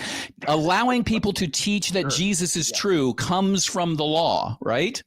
The legal system has to allow it, especially because we've tried for 200 and whatever years to prevent it. So to overcome that, it takes a very concerted effort to do so. And it's all out in the open. It's all out in the open. You can go read Project 2025. You can go read all of the conservative Christian movements that have been trying to do this non-stop. And it is finally a point where they have a foothold, and we need to sit up like prairie dogs and pay attention. That's my point. If you honestly agree with me that the government should not be teaching, let's start with this. Do you agree that the government should be neutral as far as religion goes? It shouldn't opine as to the truth of a religion. It shouldn't favor one religious group over another. Do you agree with that? I think we covered that with the First Amendment, separation of church and state. Yeah, I believe in that. They shouldn't be pro for it and advocating a certain religion, and they shouldn't be holding you back either. So yes. Right. Now, what does holding back look like? Does saying, hey, we're not going to have government employees teaching children that the Bible is true. If we say that's the rule, government employees cannot on the clock as part of a classroom class teach that the Bible is true. Is that separation of church and state that's proper, or is that somehow holding Christianity back? I think you got a point there. I think teaching that it's true, now they've crossed the line. I would agree with that. Okay, that's what I'm against. I think, Justin, you're against it too, I think? Yeah, I'm against it too. Yeah. I'm not pro indoctrination for the kids. I think any religion is not just Christian, right? Yeah. I think you wouldn't want a Muslim going in and doing it, right, Justin? No. Would you want an atheist going in and doing it? No. This is something for your home. This is something that if your parents don't have the balls to teach you their religion, then that's on them. But I think when it comes to like matters of faith and things like that, that's your parents' job. It's not the job of the schools to try to create religious adherence. Holy cow, I agree with you guys. Listen, I'm all for freedom of religion, by the way. Just to be clear, Mike, I'm all for, I don't want to stop anyone from having the freedom of religion, but I do want to not have it forced on people, especially not our kids. And I want people to be able to learn to think critically. That's what I want. Yeah, I got two reasons that I don't want it forced on. First of all, if we turn into a theistic government, they're going to screw it up and they're going to teach garbage and get off course like immediately in 20 years or less. Yes. And then the other one is it opens the door to every other religion. I'm not a big fan of Islam. I don't like how they treat everybody. So. And those are fair. I will quote Thomas Jefferson. I referenced this in a rant earlier, but pre-Constitution, so after Declaration of Independence, pre-Constitution, Virginia is considering a law that would say, hey, we're going to take some money and hire teachers of the Christian faith to go teach Christianity in public schools in the colony of Virginia. Jefferson, Madison, and others rose up against it, wrote these, what's called a protest and demonstrance against the bill. And the bill was suspended. The consideration of the bill was suspended for a year while they published their papers and argued it. And Jefferson introduced the bill I referenced, which is a bill for religious freedom. And the bill says basically, you can't spend money, like the government can't tax people to then take that money and use it to teach the truth of a religious faith, whatever religious faith that would be. And he made a very important point that I think will resonate with you, Mike. He said, even if the government, and I'm quoting him very loosely here, using some made up fancy language, even if the government would take the monies out of my pocket to give them to a preacher of my own faith, that government is depriving me of giving the money to that preacher whose particularities I might agree with. And what he meant by that was, if I'm a Protestant and you're teaching Protestantism and you're taxing me to pay for that, that's still tyranny. He used the word tyranny when he described that, because he's pointing out, you're depriving me of my ability to choose the preacher down at the preacher level that I might agree with on any particularity. And this is why when Texas introduced a chaplain bill, the very first lawsuit that was filed, the plaintiff was a preacher, a Christian preacher in Texas. This is the point. It's not just when you're in the in-group that you have to worry. It's okay, we make Christianity the official religion, and all of a sudden they adopt the Catholic Bible, and everybody disagrees with that. In fact, that actually happened in Louisiana. They voted to make the Holy Bible, or they passed a bill, or were considering a bill, to make the Bible the official book, the official crap they come up with states, the official book of Louisiana, and that measure ended up collapsing because nobody could agree on which version of the Bible should be the official version. And that's where separation of church and state comes into play, not as between atheist and religious people, not as between Muslim and Christian, but from this preacher to that preacher. Jefferson says even making that difference, the government distinguishing that or favoring that, that is tyranny. And that would be the point of why we don't want the first toe over the line towards Christian nationalism. Except if it's volunteer, then you're on it's a toe. But I don't know. I'm not going to defend that. I do agree with keeping the government and the any religion separate. And that Project 2025 and Trump and all, I think you'd be lucky to find. 2025. I thought that was dead. That was like a propaganda thing. Trump's going to go. I can't use names, but a certain highest level official mentioned it last week and called it great after denying that he knew anything about it during the election. Search the news. Yeah, but nobody's doing anything. They've had what? No. There's a website dedicated to tracking every policy proposal in that document. They're currently 48% complete with all of the proposals in the document. Did you know that website? Google Project 2025 tracker, I think is I don't remember the exact name, but I'll give you a very good. I'll give you a high press example. Okay. My area of practice in the law when I practiced law was FDA regulatory law, right? Project 2025 talks about FDA, Health and Human Services, all of those people, and says, all agencies basically, and says, what we need to do is get rid of the experts and install loyalists who will try to push for these particular agendas. And they are very smart in Project 2025. They do not mention the word Christian except for 2 or 3 times. They talk in sort of abstract language, but when you look at the organization that created Project 2025, that was dumb. Well, the Heritage Foundation came from a group of conservative Christians who were pissed off at Nixon because he wasn't conservative and Christian enough. So that's the people that wrote Project 2025. And now when you look at what they've done is they have gotten rid of expertise at every level. They have fired many people I've known who work at the FDA who know what they're doing, and they've installed morons who are loyalists. This is what you do when you want to bring down the guardrails of a government. And I used to respect the FDA. I argued against them. My clients were people who would have problems with the FDA. They were importers of goods that thought they were being too strict or whatever. But I respected them immensely. Every single one of them were experts, had high-level degrees, and their chief concern above all else was the health and safety of the drugs, medicine, cosmetics, medical devices of not only the U.S., but the world, because they knew the heavy burden they bore, that many countries piggyback off of FDA regulations because they don't have a sophisticated science program in their country. So they just say, we'll do whatever the FDA does. And that is being destroyed as not a goal of Christian nationalism, but as a goal to weaken the guardrails and expertise in the government itself. And if you look everywhere throughout the government, that is what's going on. And meanwhile, they are enacting regulations and policies, executive orders that are pushing religion into government.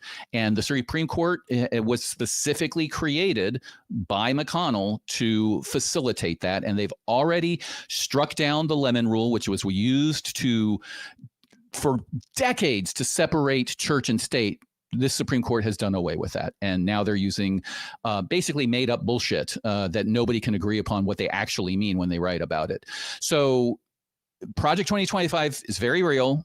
Please do go research it. It's one of its many goals is towards Christian nationalism, but its main goal is weaken expertise in government and install loyalists who will look the other way when we try to do the other stuff. Hey, question for you. Do you think that the FDA is like impervious to corruption, like by Pfizer or No. anybody else? You think no? Not at all. Say no to money, like all of them. Well, No, You know, I the don't think food so. pyramid, that's solid. can I talk to you a little bit about that first? I actually, not to say too much about my past life as an engineer, but I actually worked with the pharmaceutical companies that have to go through FDA approval. I personally have multiple machines that I've designed have to go through FDA approval. And it's a very robust process. I'm not saying that somebody couldn't get paid off or corrupted, but it's a very robust process. The amount of checks that are in balance aren't just because the government wants checks and balances. It's because the insurance companies that have to cover the liabilities for the manufacturers need the checks and balances too. So there's a whole supporting cast outside of the FDA with checks and balances and procedures in place that one rogue FDA employee is not likely going to poo-poo the whole process. In fact, there was a deadline we missed for a project way back in like 2016. We just missed a deadline. We couldn't get it on time. We had to wait another 2 years to get FDA approval because that was just how the process worked. They were going to bend for us. It didn't matter how much money we had. Well, I mean, I've got an experience with that too. A friend of mine, it took him over a decade to get something approved, FDA and all that. So yeah, I mean, there's that. It's hard. It's I hard. readily accept that government capture, agency capture exists in every agency at every level, just same way that insurance fraud happens at all insurance companies, and the same way that welfare fraud happens in all welfare systems, and food aid fraud happens in all systems. That's just a given. What you do is you do the calculus, right? You optimize the curve of how much effort you're going to put in to trap and catch the bad stuff without spending too much, right? We don't want to spend, it costs 1,000,000% more to catch the 98th or 99th percent of fraud. And it just at some point isn't worth it. And I recognize that. I'm not an idealist, but the FDA works. The world follows the FDA. Our engineers work. The engineering system works. Our buildings don't fall down like they do elsewhere. Our roads work. Our electrical grid works. Is it perfect? No, but it not being perfect isn't a reason to say we shouldn't have experts. It's always open to capture. Hey, That's I'm not human backing- nature. You put enough internal affairs resources into trying to capture most of it, and you get on with your life. All right. Hey, I got a last thing, but we won't talk about it probably. Out in Europe, UK, this is for you, Cross-Examine. This a couple of months ago, we talked about how they're clamping down on free speech. You said you might look into it. Did you have a chance to look into that at all? I have not. I have not had time. I don't recall. To be honest, I don't recall that conversation. So maybe you could remind me. Oh, it was a throwaway comment, but I was like, oh man, I understand you can't pray next to an abortion clinic. It's that's not true. That's not true. That was debunked. That story was debunked. What happens, just like in the US, what happens is something happens, right? And the headline will be person arrested for praying, right? Or person arrested for being an atheist, whatever. Like that's the headline that goes everywhere.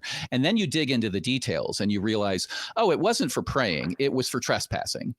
Or they were violent or something like that. And in this particular case where I want to say London, I don't remember, in England, somebody was arrested and the headline from the conservative press was person arrested for praying. But when you dig into it, if I recall correctly, it was trespassing or violence. They'd been warned before. It wasn't for praying. It was for what they were doing while praying. So always be skeptical of headlines on either end of the spectrum, because what sells? Blood, death, and sex. That's what sells. So they're not going to be honest in their headlines at all on any side of the spectrum. Well, it's new now. They're sending out clips of guys preaching, and if they say something about the Bible or anti-Islamic, then they're saying you're causing distress, and they're getting warnings. And after the warning, then they come in and they, take you down, and they're go ahead and create a website. Post all of that stuff, make the world know about it. I think in the process of doing that, I'm going to be your first supporter if that's going on. Really, legitimately, that's what's going on. But I think in the process of doing that and diving into that content, rather, I don't depend on TikToks and memes. Go look at the studies, go pull up the court documents, look at the records of the police file, see what actually happened. And I'd be willing to bet a decent amount of money that what's going on is you may have one or two cases of overzealous cops, right? You see it all the time in the United States. Cops come up and arrest people on the street for taking pictures in public, and that's totally legal, but they arrest them, and then that county gets sued and they lose the lawsuit because it's constitutional. So there's going to be some percentage of that anywhere you give anybody a badge for any reason.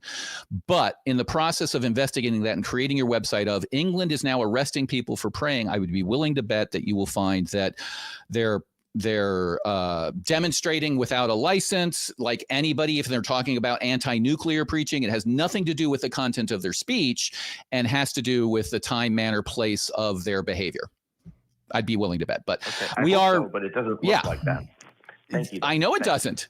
I know it doesn't. Isn't that fascinating how the information you're getting doesn't look like that, but the information I get looks different. We are both getting information from the algorithm.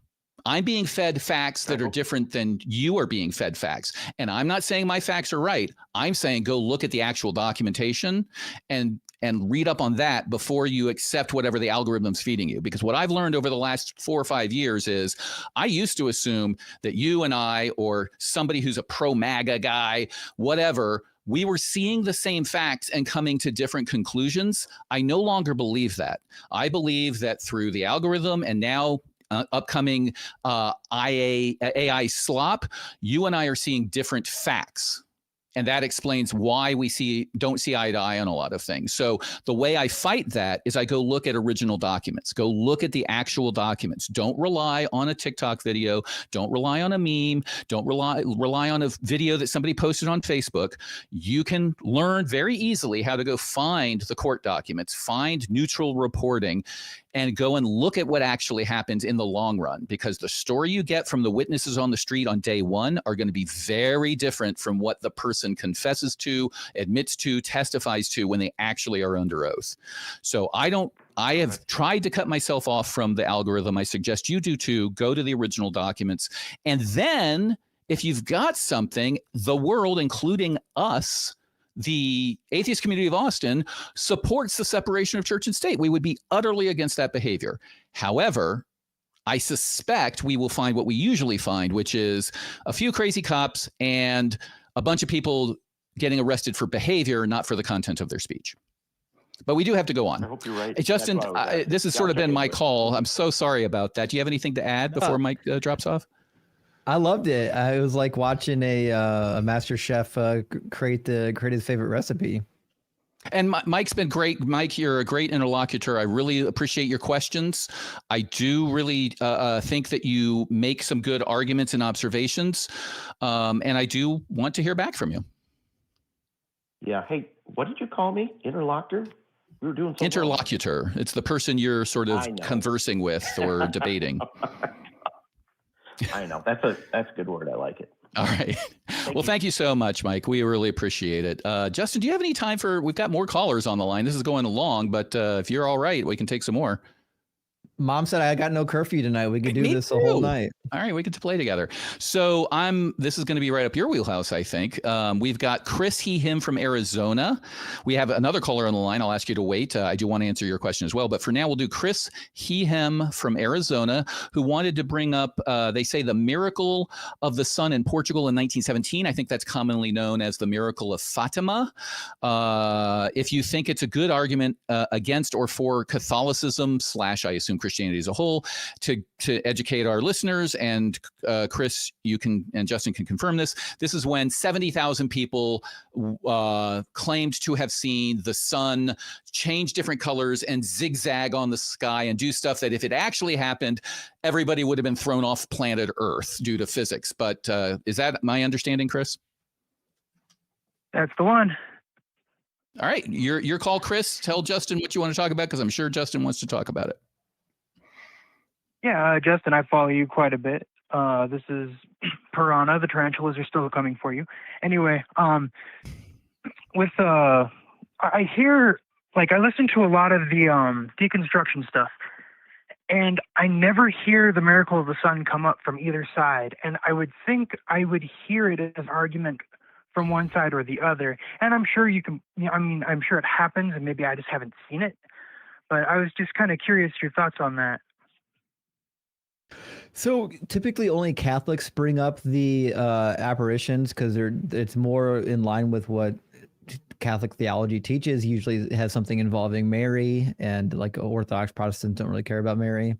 But that being said, I learned about the apparitions growing up in Catholic school. And even when I learned about them in Catholic school, we got to do some deep dive investigations, and we learned that there's still kind of a matter of faith. There were people that agreed with what they heard, and there were people who disagreed. So even like the dancing of the sun at Fatima, there were newspaper and documentaries made at that time interviewing people. We've got lots of interviews with people that said, yeah, I went, I didn't see anything. It didn't happen, right? And so the reality is you've got to, what's that? Sorry, I've seen some of that, yes. Yeah. So you've got a huge group of people, some of them claiming I didn't say anything. Some of them said I stared at the sun and it started moving around, which you would expect if you were staring at the sun like that. You're not supposed to be, that's not going to, your eyes are not going to be seeing straight. And then we've got other things too, like if you zoom out and look at the big picture, right? Supposedly, like the goal of these apparitions are to probably bring people into the faith, bring people into the fold, but they almost exclusively only happen to people who already believe. Like the Marian apparitions and whatnot almost exclusively happen to solely Catholic communities.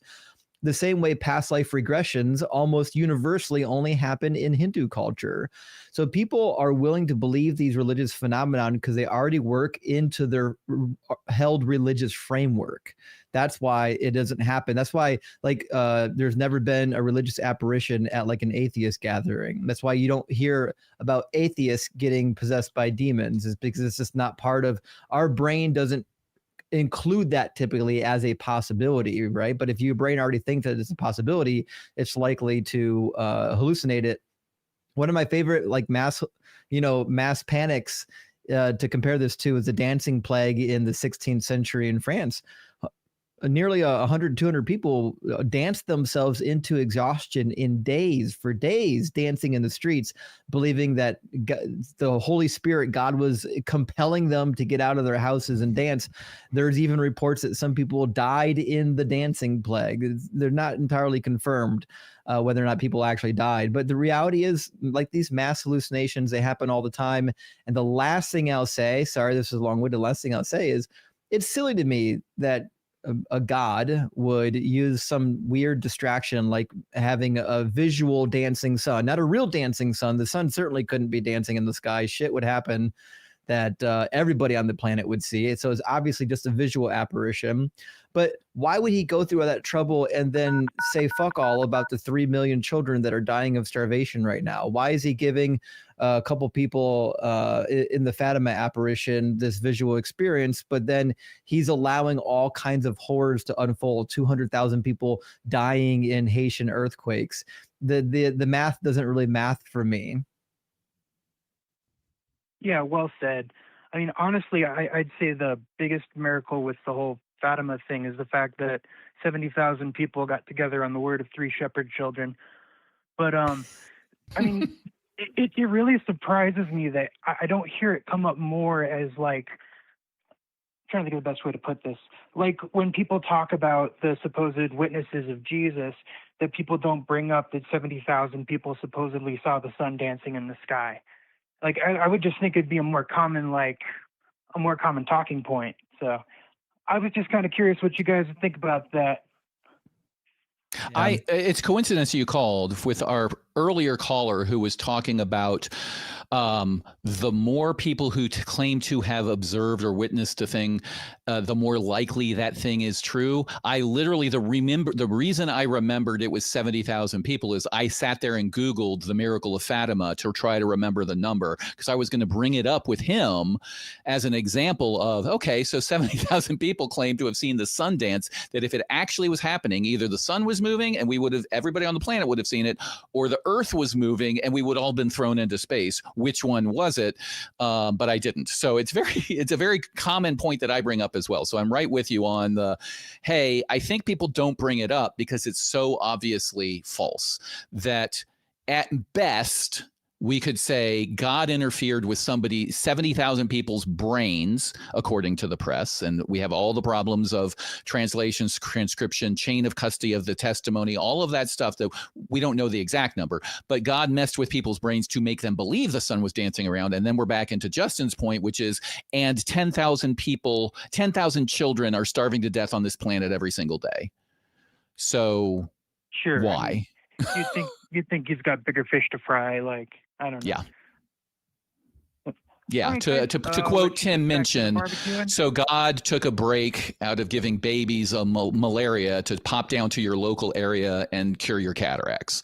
That's what the argument is. Like, Yeah. that's what we're doing. So Yeah, no, I don't think that that I give much weight to it. And I also note that this was 1917, and since we've had a proliferation of cameras, we've seen miracles die off in a correlative level. So I know correlation doesn't imply causation, but that's an interesting data point that we don't see this stuff anymore. And when we do, our first thought is, wow, how did the AI do that? Or that's interesting special effects. And inevitably we're right.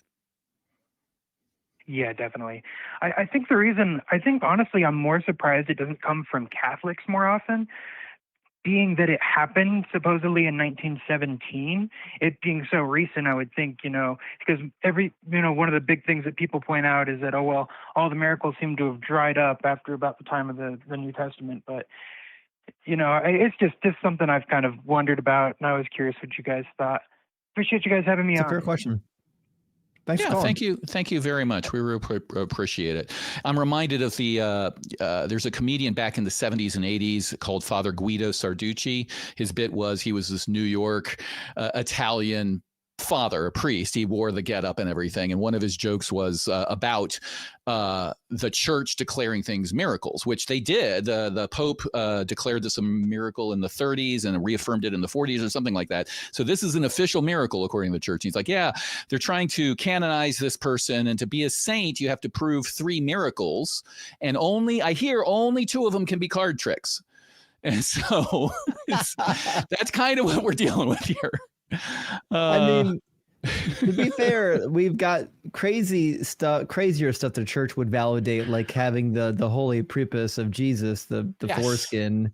I mean, their system of validation is pretty thin. Yeah, let's send an investigator who better well find a very good reason not to call it a miracle, right? Yeah. We have another caller, Kenny from Oklahoma. He's asking, where did the first law schools get their common law? So, Kenny from Oklahoma, do I have your question right? Yes. Basically, first of all, I just want to tell the cross-examiner that I agree with them, separation of church and state, because I like the idea of render to Caesar what is Caesar's and God what's God. The government has a role and religion has a role. And if you cross these, then you get Thomas Jefferson's problem, where you have maybe a state religion develop. And then the other founding fathers that were religious worried about losing their religious freedom. And that's what a lot of individuals from England came over to America for, was religious freedom. And so I concur with that. But my question involves the origin of common law around in early America that was common during the time of the Revolutionary War. And my understanding is we got our common law here from England, the common laws of England. Well, where does England get their common law? There's 2 sources. And this is kind of a question-answer thing. I want to see if you know the 2 sources, because I looked it up. And Okay, you know the so sources of, I don't know the history as well as possibly I should, but I'll give you what I understand and you can educate me. So for our audience, I'll the give you term common law is a term of art, right? Common law does not mean law that is common. It's a term of art.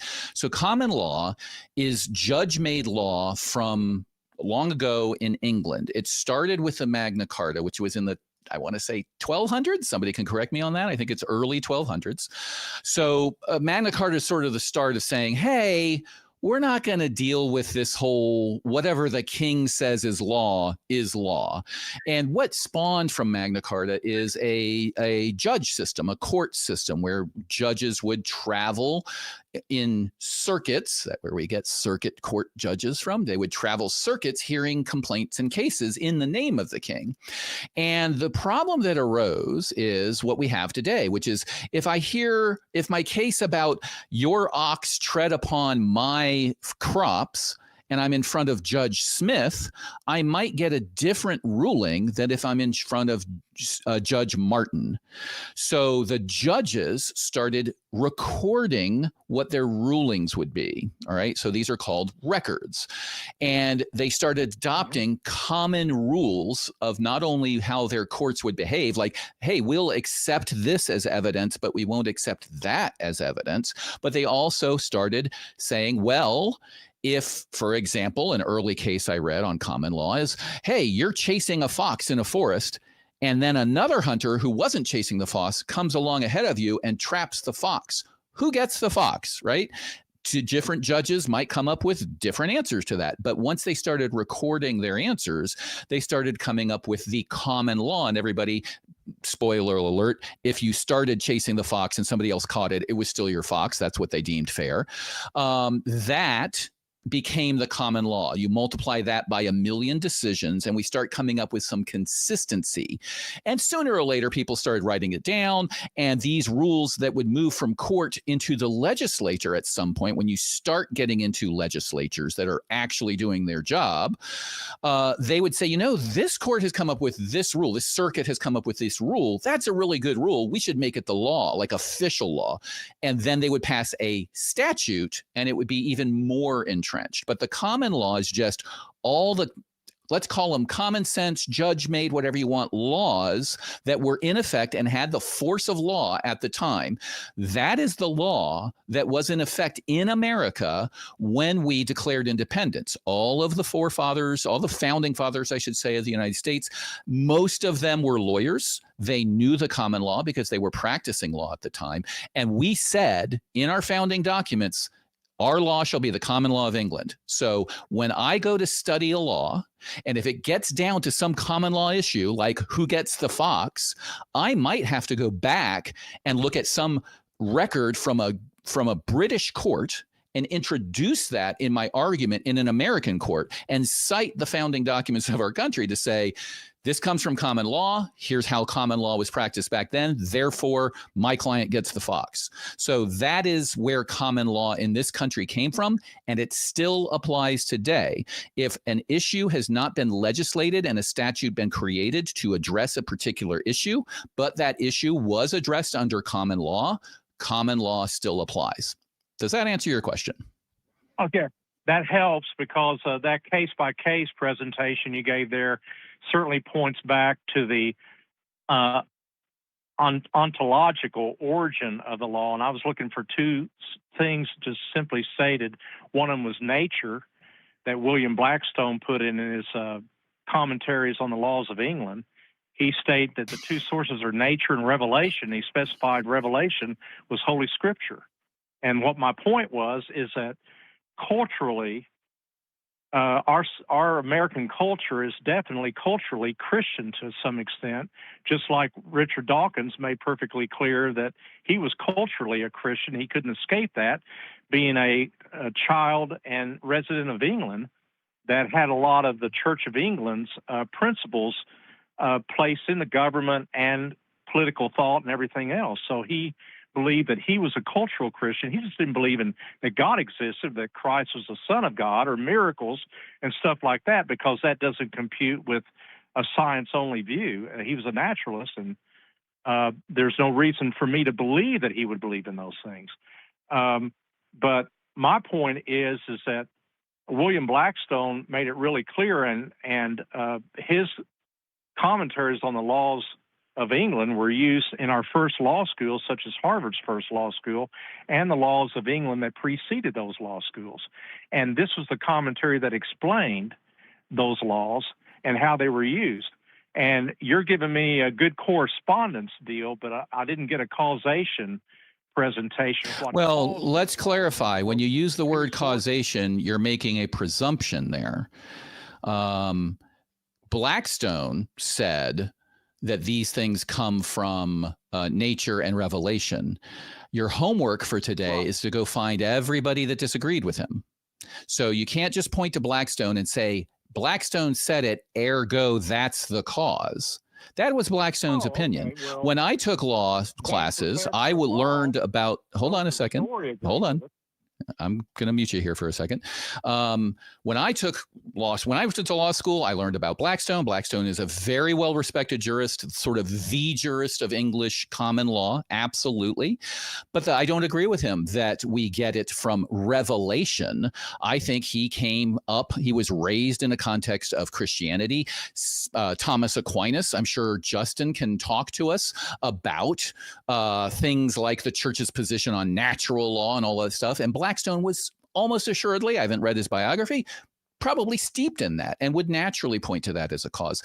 But I don't give that any weight. What I give weight to is his reasoning and the reasoning of all the circuit judges that came up with laws like our federal rules of evidence don't allow hearsay. Why is that? Because our common experience as humans realize that hearsay evidence, the probative value of it, the value that would have as testimony, is vastly outweighed by our common experience that it is extremely unreliable. And therefore, we had a common law rule that hearsay evidence was not admissible under normal circumstances. And then we made a bunch of exceptions where it could be admitted, like it's a dying declaration and things like that. So I agree with all of his reasoning. I disagree with him that it is that way because of revelation. So does that make sense? I want to throw it over to Justin. Did you have any sort of education training into the church's position on things like natural law or how the intersection of religious law and state law? Well, we had to take church history in seminary, but we don't get into a lot of specifics on that kind of thing. That'd be like a specialty course that I didn't take. But I'm not really sure, and this is just me personally, I'm not really sure anything in this particular talking point is meaningful. This kind of like saying, well, somebody did something good, that person was a Christian, therefore yay Christianity. That's what I'm kind of feeling right now. But like, we would never accept the argument for any religion. We wouldn't say, the Islamic Empire helped pioneer new mathematic inventions, different types of algebra and things like that, different medicines. But we wouldn't say, yay, Islam. You know what I mean? Like, we're not going to credit Islam with that, right? I think it's kind of disingenuous. We use numbers in America, so therefore we're an Arabic country. Right. I just think it's disingenuous to say, well, this person that did a thing happened to be part of a religion, therefore the religion has something to do with it. Go ahead, Kenny. I believe that, Dane professor of law in Harvard around this time, Joseph Story, said there's never been a period in which common law did not recognize Christianity as laying its foundations. John Adams said... He lied to you. Basically... What?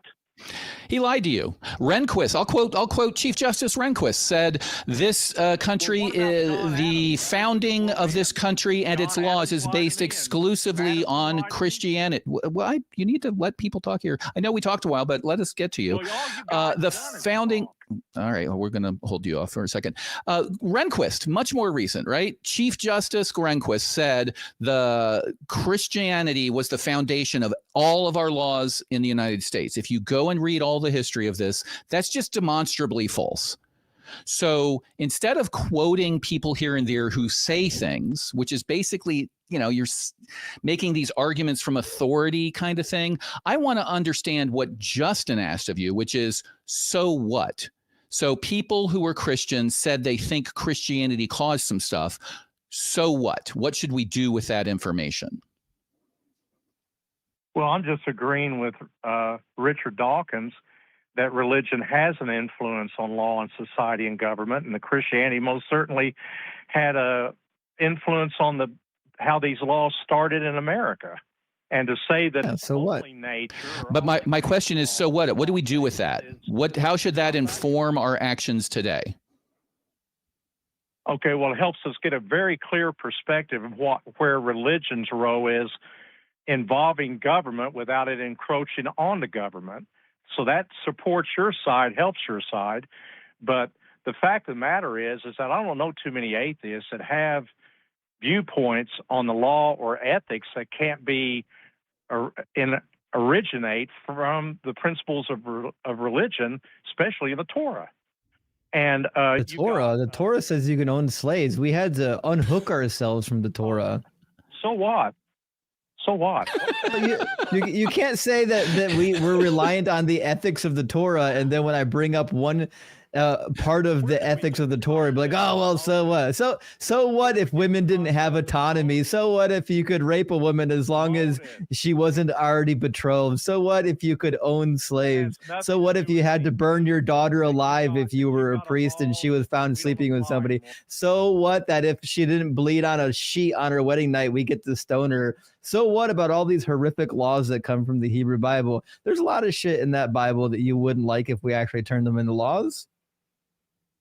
So Kenny, I had to mute you again because you're talking. So are you still talking? Did you hear anything that Justin said? Yeah, I heard all of it. Okay, so can you respond? But hold on. I want to frame this because you're going off on whataboutisms. So let's frame this. Let's keep this focused. All right. Oh wow. Can you please respond to Justin and him pointing out? You said so the Torah, especially the Torah, was an ethical foundation of our law. He pointed out one major problem with it amongst many, and you said, so what? Can you please respond to that with a little more substance? Yes. In Title 21, criminal law, it's a misdemeanor crime to use the Lord's name in vain, and the way they defined it in law was saying God damn. Now, you can't use the Lord's name in vain according to that law, but that's a modern law, and that's just an example of something that we set aside and we don't worry about enforcing it. No one enforces that law that I know of. And so there's laws that become do you know why they don't enforce that law? Hold on, Kenny. We don't need it.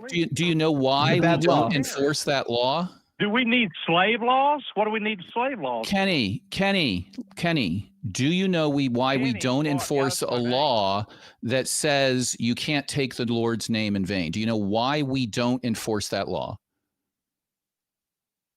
Oh, I don't have to know. It's just silly to me. And it doesn't have anything to do with anything. If you don't care about the reasoning behind a point that you yourself brought up, why should we take you seriously? Oh, baloney. That's not true. I don't agree with that. You brought up the law. I asked you why we don't enforce it, and you said, I don't care. You can't escape Christianity when it comes to the formation. Yeah, we can. Let me ask you something. Can you find me one law in the U.S. that came from the Bible that doesn't exist outside of the Bible or before the Bible? Because most of the laws that you like that come from the Bible already existed in culture prior to the Bible. Can you find one that's not? Find one that's not in the culture, or find one that is? Find one that's not already in the culture. Find me a law from the Bible that Americans actually follow that we can't find outside of the Bible somewhere. That was literally thousands of years before the Bible was written. We already had those law codes. Obviously, the most famous of which would be like the Law Code of Hammurabi. The Law Code of Hammurabi doesn't allow you to commit murder either. That was written almost 1,000 years prior to some of the law codes in Deuteronomy. Are we saying that we got that the law? You're saying that it's unequivocal that we got the laws of Moses from the Code of Hammurabi? Is that what you're telling me? Because I'm saying that specific law is obsolete. That specific law is found in the Code of Hammurabi. It's found in all kinds of law codes. It's not unique to the Bible. It's not even remotely unique to the Bible. It doesn't matter if it's unique. It only matters if it's original. No, it's not original. The Code of Hammurabi was written 1,000 years prior to the Torah. That doesn't mean that's where Moses got it. I never said that Moses got it. What I'm saying is we don't need the Bible to come up with a law saying that you shouldn't murder each other. The Bible's not vital for that. Well, I never said that. I'm just saying I'm talking about causation, that we did get common law of England from the scriptures because John Adams said so, and Story said No one cares about that. Try to focus. The challenge that I gave to you, Kenny, I'm gonna have was to mute you, that Kenny. can you find a law that we have in America that we could only have got from the Bible? We didn't get it from something outside of the Bible. We don't need the Bible to know that we shouldn't murder each other. Almost all ancient societies already had this on the law books way before the Bible. So try another one. Well, I don't believe that proves anything. It does. It demonstrates that the Bible's not necessary for some of these foundational laws. So your point is that we somehow we're reliant on the Bible for our laws, but you can't show me a single law we have that we're actually reliant on the Bible for. Well, why don't you read book 1 of Joseph Story's, of William Blackstone's commentary and see if he has one. Why do I care about William Blackstone? I'm asking you, can you find me a single law that is actually reliant on the Bible that I couldn't find from some other culture prior to the Bible? And in fact, more than half of the 10 Commandments show up in the 42 Confessions of Ma'at. A number of them also show up way before that in the Sumerian Righteous Sufferer poem. These cultural things that we find in the Hebrew Bible, like the 10 Commandments, were everywhere. In fact, if you read Exodus 22, they literally follow the law code of Hammurabi. You can see that the laws, as they're listed in the book of Exodus 21 and 22, they're copying the order of the laws out of the law code of Hammurabi. The Bible is reliant on the law codes that came before it. It didn't come from God. It's a plagiarized law code.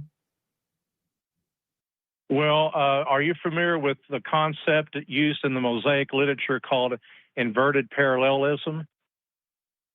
There's synonymous parallelism. Inverted parallelism, I think, is something you probably made up. Parallelism in Semitic languages. It's in the 10 Commandments. It's been demonstrated. Parallelism in Semitic languages is just when you have a repetition of lines where you slightly change some of the words. You can have an inverted parallelism, sometimes even gets referred to as like a merism, but an inverted parallelism is still the same thing. It's a matter of repetition using opposite ends.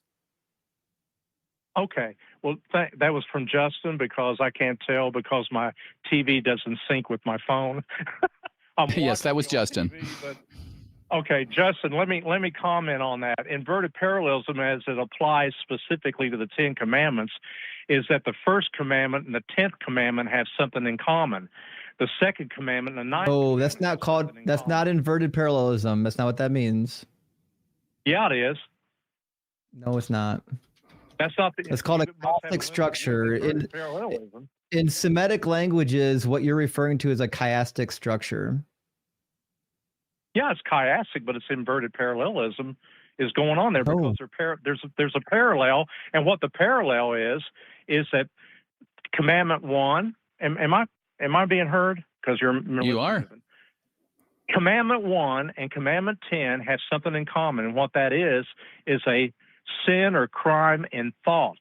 You have thought, word, and deed in the middle of those commandments because it works from the outside in. The middle commandment that is not remotely true. That's some nonsense that Christians think up to make themselves feel special. No, it was a Jewish scholar that came up with it.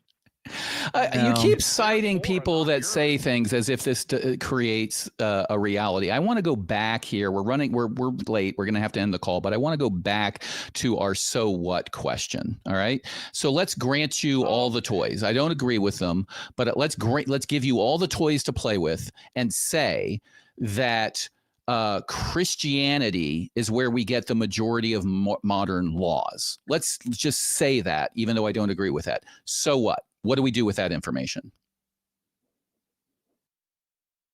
Well, I just wanted you to acknowledge that there's a positive Christian influence on the law and government in relationship to the separation of church and state. The Christian teaching tells us what to do with that, and that even agrees with atheism when they want to separate church and state. And there's the two principal reasons Madison gave for separation of church and state. One of them agrees with Thomas Jefferson's concern, and the other one agrees with the more religious founding fathers' concern. And basically, okay, well, thank you for that comment. I think what you said is you want us to acknowledge something. So I will acknowledge that you're making some interesting points. We are running out of time. I apologize. Justin, do you have any other comments here at the end? Yeah, I mean, there's a lot I can say, but I know we're out of time. But the whole discussion is kind of silly. If the discussion is Christianity influenced the legal system, I agree. It influenced the legal system so that we can keep and maintain slaves. It influenced slave trade so that we had entire states secede from the Union and blame their biblical foundation for that. I mean, you just read the speeches of Jefferson Davis and others. They clearly cite the Bible as the foundation for slavery. So yeah, I agree. Christianity did influence laws. Did some Christians like the separation of church and state? Yes, specifically the Protestants. The Reformation saw a huge push to separate church and state, and that's because the other Christians were murdering the other Christians. The separation of church and state came because Christianity was so violent. Other Christians didn't want to be murdered by other Christians. That's why the separation of church and state happened, because they're violent and they created violent laws. As early as Theodosius II, they were forcefully baptizing Jewish people, and they were literally murdering people that associated with Arius. Yeah, the church has always been a murderous entity.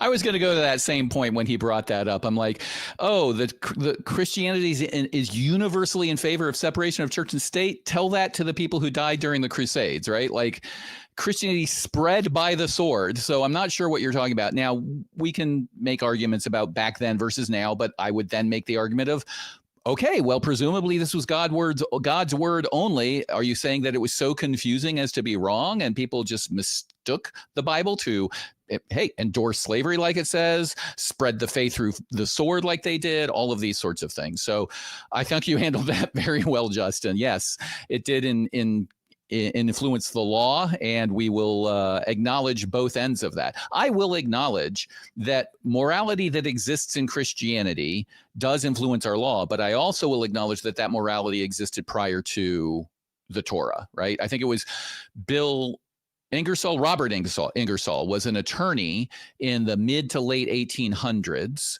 who said, and I've pulled this up here because it's right on point, some Christian lawyers, some eminent judges have said and still say that the 10 Commandments are the foundation of all law. Nothing could be more absurd.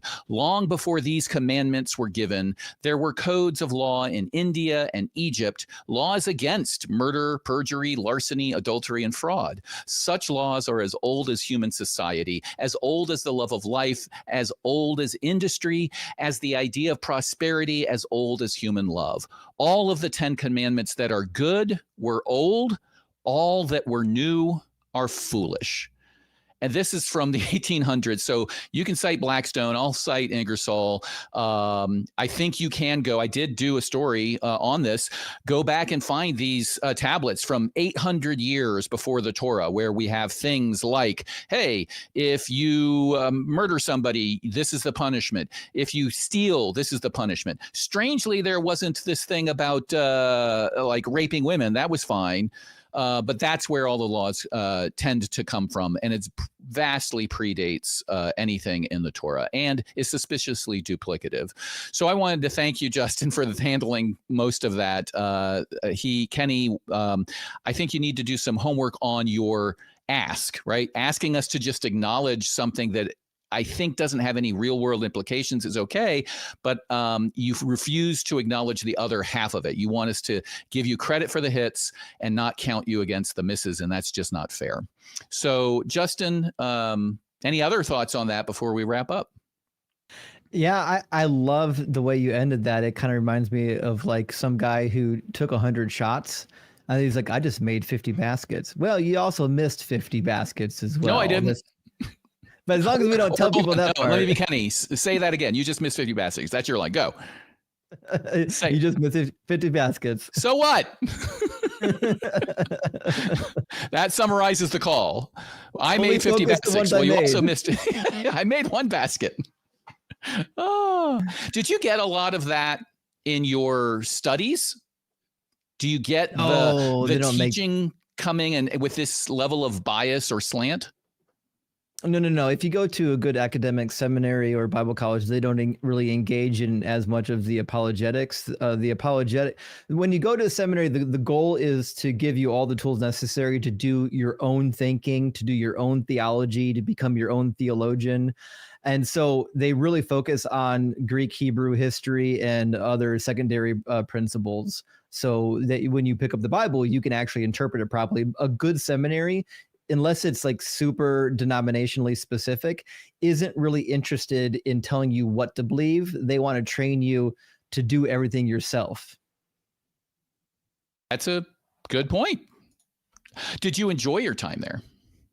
Actually, I really loved it. I loved the learning process. I had a great time at seminary. Even when I was in church ministry, I had a great time in church ministry. I don't have any bad memories from being in the church, but the reality of the matter is I love truth, and it just turns out that Christianity is not true.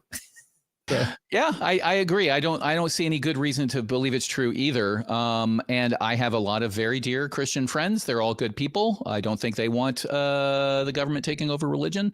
And I think a lot of our callers today were sort of sensitive about that, sort of this so what attitude is sort of betraying of not wanting to recognize that when the rubber hits the road, what matters, in my opinion, is we need to keep our faith out of our public policy making. And that means don't let it get a toehold in government, because we would rather know where certain diseases come from based on science rather than, oh, this person needs an exorcism or something like that, which is where you get when you allow that to creep in. So I want to thank you, Justin. This has been absolutely fabulous watching you work. I really had a fun. I would love to be back on it anytime here, and we will make the producers. I think you're on a lot. I've seen they've recognized your talent. You're on a lot on the Atheist Experience. I think you're on next month as well, fairly soon. Is that right? I think so. Yeah. So keep an eye out for Justin. He's a superstar. We did get some super chats. I'm sorry I haven't read them earlier, but I am going to read them. We have a document where we list them, and I was not oriented right. So I apologize for the delay here, but we did get some. Zurith Moonpaw for $2 said, Jesus is a divine soul sorcerer lich. I've always appreciated that humor. It's sort of this definitional thing that it's intended to poke people, like you're poking the bear, like, hey, it's a zombie, right? This meets the definition of zombie, and they don't like that. I don't know how productive it is, but it sure is funny when you think about it. There's a really funny line from the heretic Emperor Julian when he talks about Christians being upset that they don't worship Jesus, but he rephrased it. It says that they get bent out of shape if you don't properly adore a corpse. It's like calling him a corpse is a hot move, buddy. It evokes in my head, it evokes Emperor's new clothes, right? You're not properly adoring the new clothes on the Emperor. Like, don't you see them? It's the same thing. That's a really good way of putting it. That's good. We also had Joe Jiggity for $2. Doug would never lie to you. Never. Igneous is bliss. I don't know what that is. Is that your thing? Card. Doug is behind me on the shelf. He's got googly eyes. Oh, that Doug. I know Doug. Doug is the rock of salvation with his co-redemptrix Sharon Stone. I love Doug. Jason Jones gave $10. Thank you very, very much, Jason. I've seen every single Atheist Experience show. Thank you, Justin and the Cross Examiner, for this new one. You are welcome. I hope it comes in the top 1,000 shows, best shows in the history of the AXP. Plug here, if you want to look at old shows, you can go to the AXP website, the ACA website, and look at all the old stuff. You see the same issues over and over again, but you see each host's unique take on each one, and some may resonate better with you than others. So Justin does it one way, I do it another. Everybody does it differently, and it all sort of combines to make this great tapestry that's available on the ACA website. Dr. Joanne Ketch, sober coach for professionals. Now, Does that mean she's a coach who is sober and she coaches professionals, or does she coach professionals on how to be sober? A little bit of both. Okay. Dr. Joe's a good friend of mine, and Okay. she is in fact sober. Okay, but good. She's a licensed therapist. She's got a PhD. She knows what she's talking about. She works with a lot of people recovering from addiction. Addiction, yes. And also from deconstruction, which you can see why we cross paths. Absolutely. Yeah, I'd be fascinated to hear from her on the intersection between addiction and religious beliefs. That's got to be a fascinating topic. So she gave $9.99, 1 penny less than Jason. I got to point that out, Dr. Joan. But thank you. That's very, very generous. 4 out of 10 are about God. I think she's talking about the 10 Commandments, I assume. Why didn't he give up 1 or 2 that say don't own people, don't sexually assault? I assume that means SA, but narcissism won't make room for that. 100%. There's first 3 are like, I'm a jealous God type of commandments, right? It's all about me. Yeah. Change 2 of them to don't own other humans as property and don't rape anyone. Don't do either of those. And look at that. Atheists making the 10 Commandments, I won't say infinitely, but orders of magnitude more moral than it exists now in the Bible. And it's hard to get people to disagree that would be an improvement. It's always a good take to say, hey, what if we took these 2 and just said, like, change the 3 into 1, and then don't own other people as property, and don't rape anybody. And it's hard to find anybody that disagrees that would be better. But to be fair, it wouldn't be like a round 10 number. Base 10 falls apart at that point. Well, it's not now. If you go to Louisiana, they passed a law to put the 10 Commandments in the classroom. And when you count them, there's actually 11, because yet again, what happened? They couldn't agree on which 10. So, yep. And then we have Gretchen Z for $3.11. I don't know if that's a message. What a chuckle fuck. I think she's talking about me. I'm sorry, Gretchen, for whatever I did. I apologize. I will chuckle less. Gretchen's a friend of the channel. No, she's talking about the guys. It's an inside joke. Go ahead. From a prior live stream on my channel. I love you, Gretchen. Good to see you. Thank you, Gretchen. Very generous from everybody. So that's it. That's going to wrap up our show. I see we did get another caller here. I'm sorry, Jerry. Call back another time. We are definitely way over. I've had a lot of fun with you, Justin. I would like to bring up our backup host if we have a moment. Is Jamie there? Mr. Jamie, how are you? Now, Jamie's coming at us from the studio in Austin. There we are. And the studio mic is not under his control. They don't trust him, so they had to unmute him. So how are you doing, Jamie? I had comments about some of the calls, but all of that was blown straight out of my head with Mike just casually denigrating my homeland and making sweeping comments about the Anglican Church. I wonder if he feels the same way about Episcopalians here in the UK, because it's the same religion, Chief. And I actually think I was backing up you two when he last called and he was talking about Islam in the UK and how that's being treated and how it's an invasion and stuff. And I'm like, man, Mike, why you got such a hate boner for my homeland? Yes, we can agree that there's certain things that are happening over there that are a little bit Orwellian. Not a big fan of some of the digital censorship stuff that's going on right now. Right. But I was there last year, and I don't know whether the cops were just having a break or something, but no one was stopping me and Richard Gilliver of Talk Heathen fame from having a nice, lovely conversation with some Jehovah's Witnesses on a street corner, and it didn't look like there was riot police coming to stop the 7 Seventh-day Adventists handing out pamphlets on the corner of New Street, which is literally the most busy foot thoroughfare in the city of Birmingham, so the busiest street in the second biggest city in the country. I don't know where you're coming from, mate, because I wasn't seeing all this oppression you're talking about, but I'm blind. I guess it was just around the corner.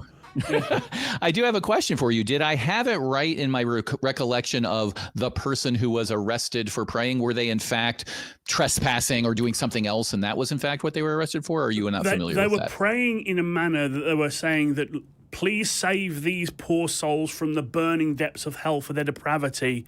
Mm-hmm. To mothers going in to get abortions, and they were doing it in the front door, or basically across the street. They were essentially harassing people outside of clinics. So they were taken away for public disorder, not for praying. Right. Okay. Yeah, that's usually the case. I will say we are in a unique spot in the United States as far as freedom of speech goes.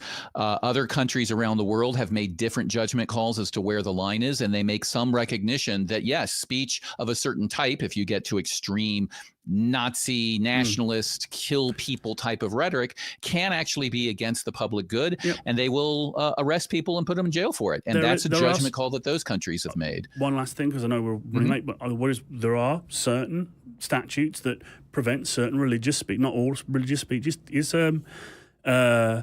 made free speech in the UK, and that's why, yes, you might say that's oppressive, but it's also the reason why the Westboro Baptist Church can't do what they do in the UK, and also the Scientologists can't really do what they do in the UK.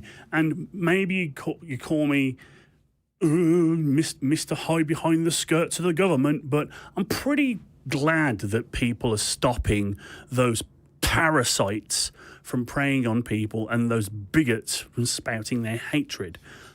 But maybe I'm just one of them stooges.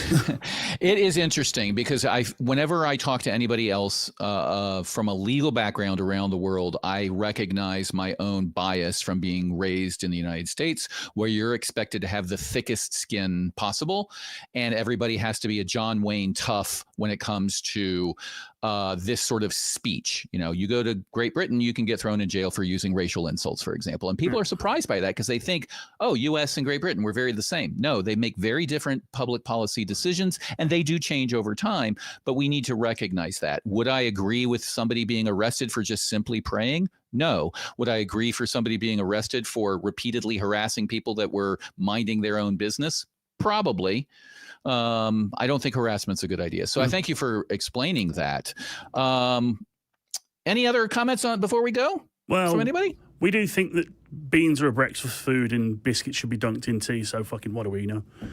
Nothing. You all right? Jamie, I love you, but I don't know. The one thing we might not be able to agree on is whether or not a biscuit and a cookie are the right names for your food. We literally would have to start an entire podcast on that, and we just don't have time, Justin. Another time, perhaps. All right, everybody. Well, thank you so much to the cast crew, all of our hosts here, and we will see you next time. Bye-bye.